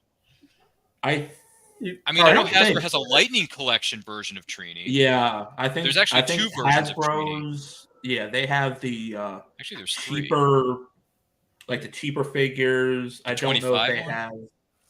Yeah, I don't know if they have. I haven't been online in a while to look at the toys. Ryan, dude, there are some really good Lightning Collection figures out there, man. Yeah, I mean. They have almost every season, too. Considering the fact that you have a Gold Ranger staff, you need the flipping Gold Zeo Ranger figure. I don't know. Part of me wants to get the oh my god, the Green Ranger Dragon Flute. The Dragon Dagger. The Dragon Dagger, yes. Well, they re-released that through the Lightning Boom Collection. Studios characters figures. Oh Lord! Oh, that. Yeah. You have Lord Draken. Dude, they got Lord Draken. Ranger Slayer. I mean, they make figures from their Boom Studios. Yeah, Ryan, you may want to rethink your "I shall not buy any action figures" plan. I have a very small and contained room. I have to have. I feel you. All my collectibles. You'll find one day. By the way, someone commented this earlier. I'm trying to think of who it was. And Martin Brown says Jason David Frank did in fact make a cameo in the hit sitcom series Family Matters back in the 90s as the bully wearing a flannel shirt. Yeah, when what was it? They him and Carl transformed into Bruce Lee's. Oh, is that what it was? Yes, that's right. Yeah, was that it, Ryan? Yeah, I think so. I think it was during that. Yeah, they were in the park. And Jason David Frank he just had his but his hair was tied up in a ponytail, and he had like a goat. He had like a beard going on too. Do you remember that? No, he didn't have a beard. He Yeah, he did. He was, I he saw was the really purple young. line. Family Matters gets the more I forget that show. I mean, I like the earlier seasons. Well, but did you when know they that got- Jaleel White, who played Urkel, is making the con circuit now? He's going to conventions. Yes, now. I have. I've read a couple of reports. I read a couple. Yeah, of he was in articles. Raleigh where I was a couple weeks ago. Tim, I saw Jaleel White. He was there. Oh, I didn't know he was doing anything He was, like that. dude. He does cons now. He goes all over the country, actually. And then another Mm-hmm. person chimed in. They say, "Who was it?" Rainey says, "I could talk Power Rangers all night and day." Well, Rainey, if you had told me that sooner, we would have brought you onto the panel, Rainey. But hey, if you want to come on for the next one, the next time we talk about Power Rangers, whenever that may be, let me know. Send me a DM on Instagram or Facebook. Find me on Facebook, something like that. Martin Brown says Zach the Black Ranger did in fact make a cameo in Buffy the Vampire Slayer in one of the early season 1 episodes. I remember that. Wow. Because I was like, what the hell is Walter Jones doing here? 1997? That's when Buffy premiered, isn't it? 1997? Yeah. Earlier. 96, 97. You remember that, Ryan? I don't know. Honestly, I only watched the first season of Buffy. I never. Same here. I've only seen season 1 of Buffy. I never watched the other. That's where he made a cameo. He was like a background bully. I got to go back and look for that. And then Martin Brown says Power Rangers. Apparently, Martin Brown has the idea that Power Rangers needs to crossover with everybody. Marvel and DC, they did a crossover with DC and the Justice League in a hardcover graphic novel that you can find at your local comic shop. # always support your local comic shops. Power Rangers needs to cross over with the Transformers. Well, since Hasbro has oh god, I'm not going to go into it, but Martin Brown, let me just put it to you this way: Hasbro owns the rights to a lot of different properties, and they have considered the possibility of making a cinematic or a movie universe that has the Power Rangers crossing over with G.I. Joe and like Transformers and 50,000 other. They already have Transformers and G.I. Joe now with Rise of the Beast. If you've Rise seen of the Beast, yeah. They did tease that, and wait a minute, did they tease the Power Rangers at the end of Rise of the Beast? No, G.I. Joe. They G.I. teased G.I. Joe. Oh well, G.I. Joe I can see because they did that many years in the comics, but.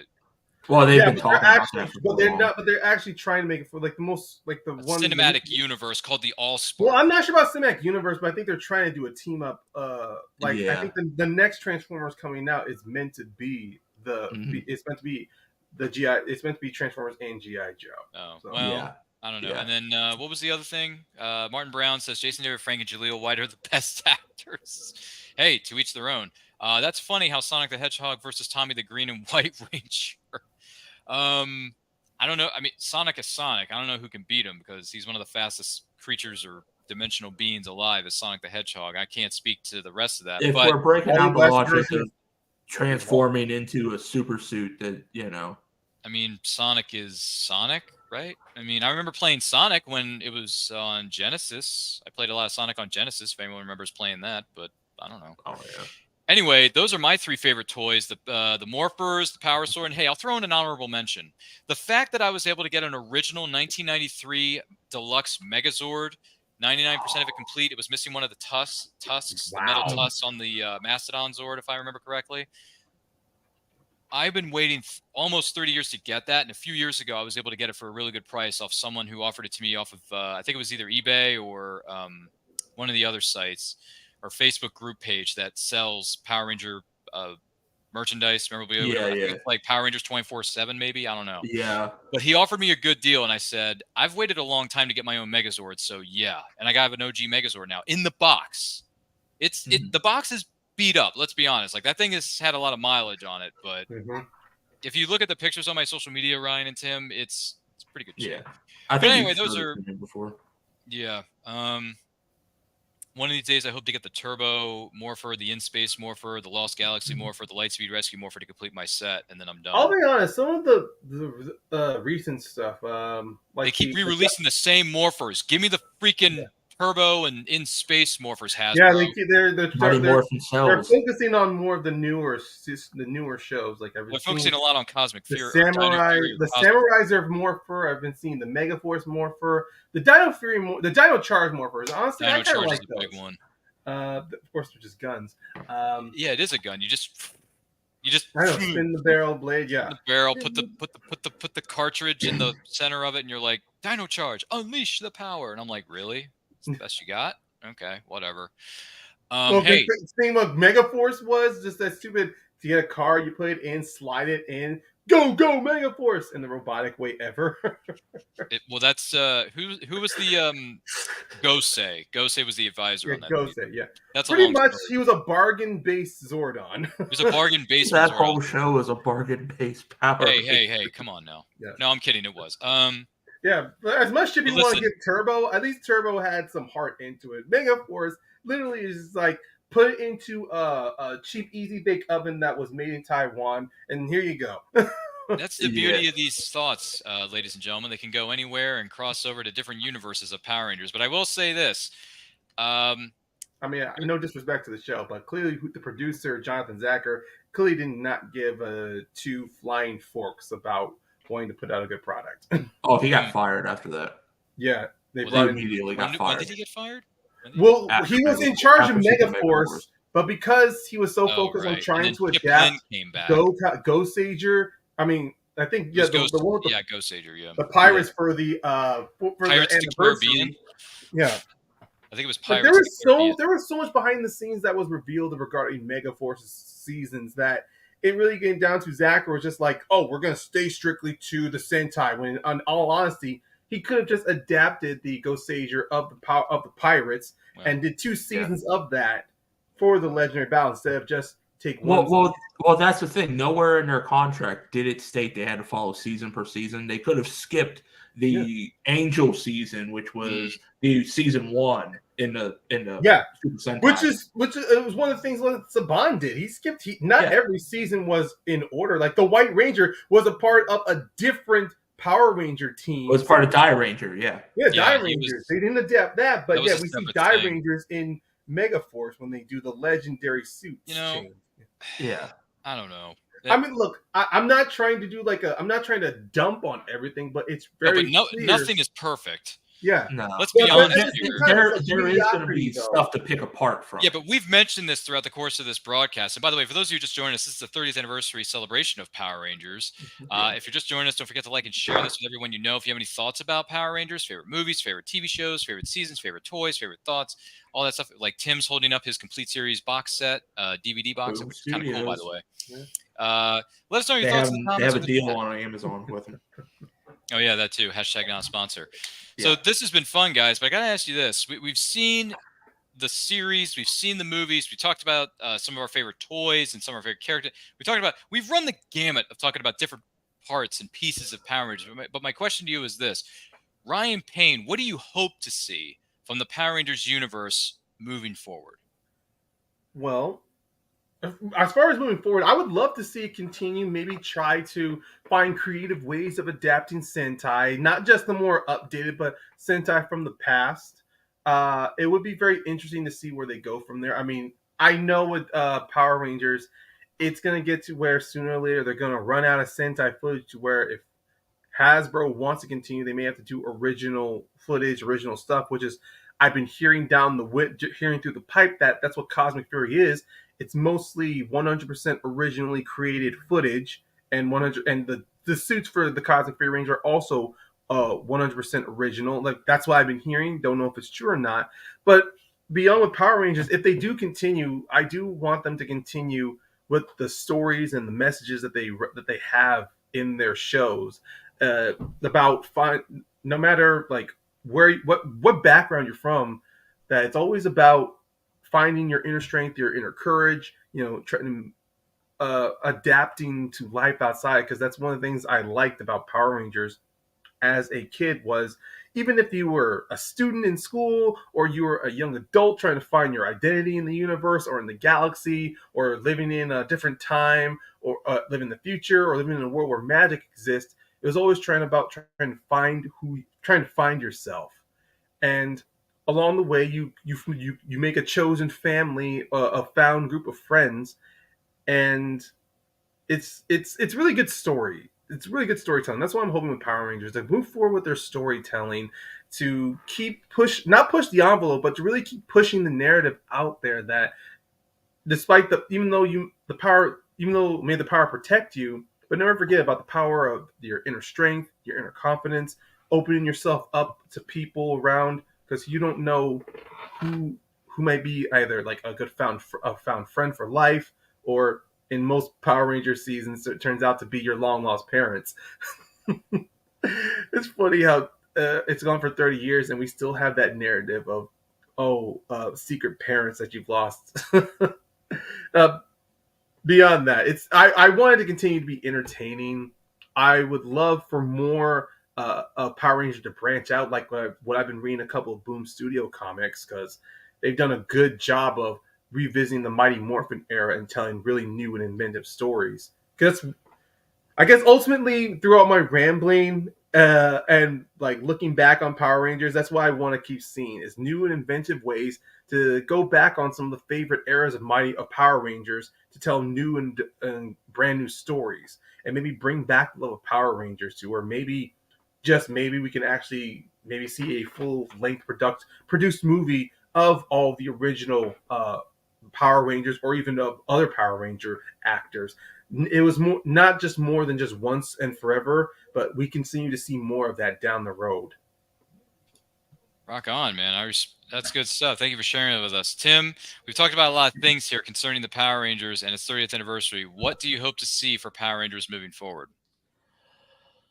I think moving forward, I would like to see. I've always heard the talks and the rumors of wanting to restart everything and go again, kind of like the same idea that the what was it, 2019 movie had.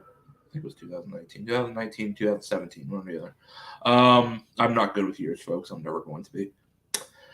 The idea of that, of restarting everything and spreading it through on like a cinematic universe, that was a good ideal that they had. They just didn't have the money for it. But nowadays, with things going on streaming services being important, you could do that with like a Netflix or an HBO Go or something like that. You can do that nowadays and not have to worry about a big movie budget to remake it there. Because, I mean, you had a good special show out with the 30th anniversary special that Netflix had to want to keep doing more. So I would like to see their ideal of doing that with a movie universe, restarting everything, maybe changing a little bit here and there. Because you can go with different timelines for this. With the TV universe, we've had, I think, 3 or 4 different timelines that we've broken down on here. And you could still continue on with the original stuff, like do another Forever and Always special to continue in the original timeline. You could still do that too. I would like to see it more live action and not go to a cartoon form. I know cartoon would probably be maybe cheaper in the long run of doing it, maybe, but I would like to see just a continuation of the live action. And you'll eventually reach that point where you just make your own product and not have to worry about trying to retie Super Sentai, because we will get the Megazords from the Super Sentai season that they're borrowing them from, even though the suits will be original suits. So that's at least one step in a direction for originality to go with it. I mean, I just want to see them not drop the ball after 30 years and cause that loss of interest, because I think it is a nice story format for kids to get into it, to see good morals, good messages of teamwork. Don't ever be down on yourself. Push forward with who you are. That's what these characters have done. I mean, you've had that from the original with all 5 of them being from different backgrounds. You've had your jocks, your brainiacs, your valley girls, what have you. You have all of these different people growing and learning and becoming more of them and not changing because society expects you to be a certain way or whatever. Power Rangers is different. It includes everybody with it. I mean, I would like to see Power Rangers still do that, still have the good stories for children. Don't worry about going too light. Children are smart. You can have heavier story elements in there and not worry about it. Children are smarter than you think. Trust me. You don't have to go as dark as the James Vanderbeek little shoot that they did years ago, but you can still tell your deeper stories with a little bit of extraness to them, and it'll be okay for kids. Kids will get it. They'll deal with it. They'll go from there. But I think I'd like to just see Power Rangers go forward, see what they do. If they stick to a lot of their talks that they've had from what Hasbro wants to do with the cinematic universe, with their TV universe, if they stick with it. Or are they just going to fold up, enough money isn't coming our way, and close the doors and sell it off to someone else? So I want to see Hasbro keep going with their ideals of the movie, the TV universe, and just stick with the product and all. It doesn't need change that much. It really doesn't. Just stick with it, and you'll do fine for another 30 years, even if you go your own way and your own stories into it, because eventually you'll separate yourself from the Sentai. So, yeah, I gotcha. Yeah. So for me, I look forward to reading some of the Boom comics that have come out in the last number of years, or a lot of storylines I've missed out on, haven't had a chance to sit down and read yet. Some of the other things I look forward to seeing with Power Rangers is definitely I want to see where they go cinematically. I want to see this new movie that they're in the process of trying to put plans in motion, try to put it together. Look forward to seeing where they go with that. Yes, they're gonna have to start all over from scratch and start all over again. But hey, do what you gotta do. I just hope it's a good movie. I hope it's a good cast. Unknown actors getting a shot at stardom, because I love that. I love what they did with the 2017 film, finding unknown actors at the time to a certain degree. And the other thing I look forward to seeing is, just look, this series has been going for 30 years. There's a lot of different things you can do with it, and not just the television series. I mean, sure, you can do an animated show. You can do a couple of different things with an animated series, and maybe you can't do with the kid-friendly version of the live-action show, and that's fine. There's a lot of different creative avenues you can go with this, is what I'm getting at. And I'm looking forward to seeing where that goes, and I'm looking forward. Hopefully, Hasbro will wake up, smell some coffee, and give me the rest of the Legacy Morphers that I don't yet have, because I'm looking forward to completing my set. Hasbro, get with it. Seriously, just do it. Just they got too many irons in the fire. Just Ryan. do it. Anyway, so I hope that they do that. Listen to what I'm saying. And listen, bottom line is, listen, this has been a great ride for 30 years. We've had some good, we've had some bad, we've had some ugly. Listen, nothing is perfect, but I look forward to seeing where the creatives at Hasbro and everyone working on the Power Rangers property goes moving forward. Congratulations to the cast and crew of Mighty Morphin Power Rangers Once and Always that debuted earlier this year in April. That was a great 30th anniversary film. I think it was a really good tribute to Twee Trang and J.C. David Frank's memory.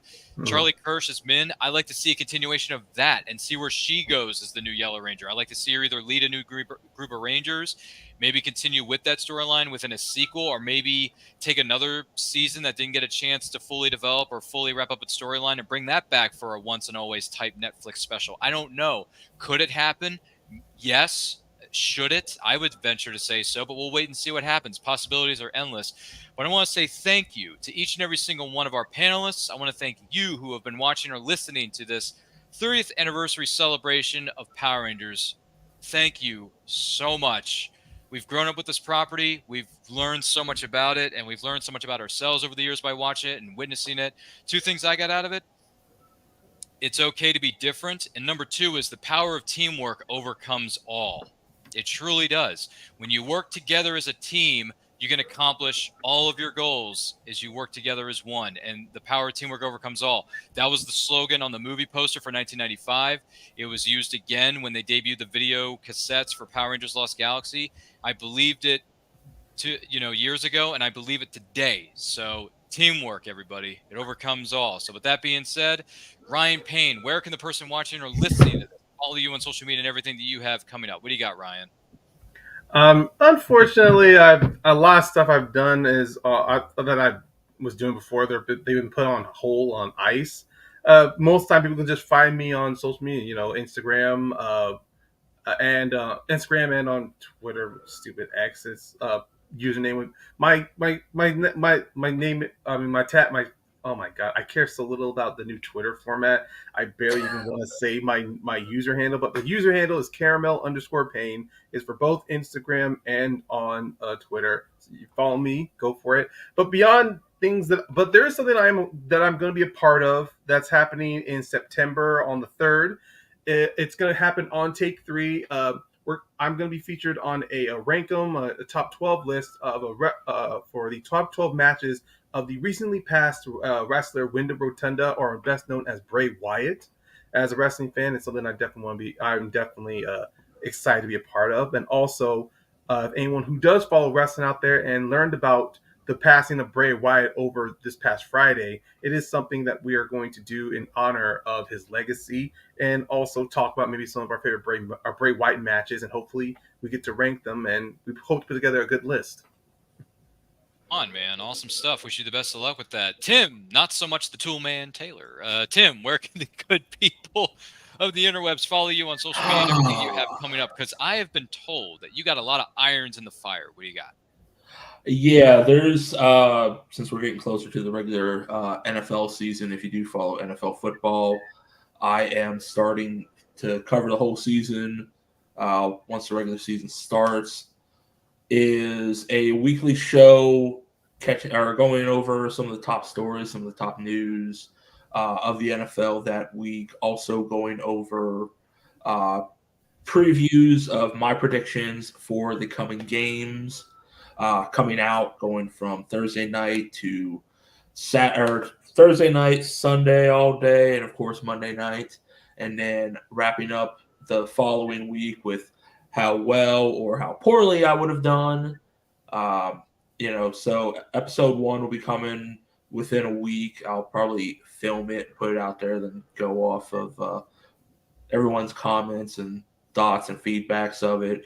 Hopefully have a few guests throughout each one I do, to talk with me, because one person it'll get boring over time. So having another mouth to go back and forth with on certain issues in the NFL is always fun. Of course, with being of a TV background, I do plan on starting with watch-along reactions, going over certain TV franchises I love. I'm going to start, of course, with Power Rangers. My original idea was going over every episodes of seasons 1, 2, and 3, but early Power Rangers being so cheesy, it's hard, especially the early episodes, to go with. So we're going to do certain episodes, certain milestone episodes. I'll start with Day of the Dumpster. I'll definitely have Green with Evil, probably Food Fight, High Five, a few the key episodes throughout. Of course, we'll have Doomsday in there for season 1, and just go throughout the series. So I'm going to start with Power Rangers. Once Power Rangers is done, maybe delve into another one, or while working on Power Rangers, maybe go into another one. So that's what I have coming up on my YouTube. You can find it there underneath my name, TM Smith Reactions. On YouTube, it's just TM Smith Reactions. So look for that. You'll find me there. Fabulous. Thank you very much for being here, kind sir. Do greatly appreciate it. Blues Cat Overdrive Ranger says, hi, everybody. Hi to you. Hope everything's going well and for you in your neck of the woods. This has been a lot of fun. My name is Ryan of Nerd Culture. Follow me on Twitter and Instagram at RyanRPM5. So many great things are coming your way really soon. Once we hit 1,000 subscribers, we're going to throw a great big live stream celebration with returning guests. Maybe Ryan Payne will want to come back and talk more about his appreciation for Turbo. Maybe Tim will want to come back and maybe harp on it and throw some other seasons under the bus. I don't know. Is it a possibility? You're darn right it is. But hey, we can only do that with your help. So tell everybody about us. Tell your friends about us, because they're going to tell their friends. They tell their friends, and so on and so on and so on. You know how these things go. Also, to wrap up this 30th anniversary celebration, I got a surprise for you all. We are going to have a very special guest of the Power Rangers, as well as other known universes beyond, and I quote, which is a show we do weekly. We interview content creators of all shapes and sizes. And guess who we're going to get? Ron Wasserman, the composer of all your favorite TV theme songs of the 90s, including Power Rangers, X-Men, Dragon Ball Z, all that stuff, VR Troopers. He is coming to Nerd Culture for, and I quote, Saturday, October the 14th, 12 p.m. Eastern Time on Facebook, YouTube, and all our social media channels at It's Nerd Culture, and on YouTube at Nerd Culture Channel. Yeah, we are excited to have him here, and he is excited to be with us. So there you go. Fun little surprise for you at the tail end of this show. That's to wrap things up in a nice red bow, because the Red Ranger is my favorite Ranger, and I call the shots. So don't forget to like, comment, share, subscribe, ring that bell so you get notified when our new videos go up and they go live. Remember, once a Ranger, always a Ranger. Rangers together, defenders forever. And most importantly, for the individual watching or listening to this, may the power protect you always. Get ready, kids, because it's the Power Rangers on home video like you've never seen them before. There's 10 hot, more phenomenal video classics now in bright new packages. And now each 30-minute video includes a special feature interview with the Rangers themselves that's not available on TV. Yes! Woo! The 10 repackaged breakthrough videos include Day of the Dumpster, High Five, Food Fight, Happy Birthday, Zach, and No Clowning Around. Plus, there's the most popular Ranger of all, the Green Ranger Tommy, in his very own miniseries titled Green with Evil, consisting of the other 5 action-packed videos. Out of Control, Jason's Battle, The Rescue, Eclipsing Megazord, and finally, Breaking the Spell. And the Power Rangers excitement just keeps on growing in 3 brand new videos. These 3 new titles are The Wannabe Ranger, Putty on the Brain, and Bloom of Doom. This new triple power play of video excitement includes a new bad guy, their most menacing adversary yet, the new alien leader, Lord Zed. New Power Zords, fantastic creatures of unbelievable power. Plus, they each contain a special new power music video. So get ready for more power, more fun, more action, and more special effects with these 13 great Power Ranger home videos.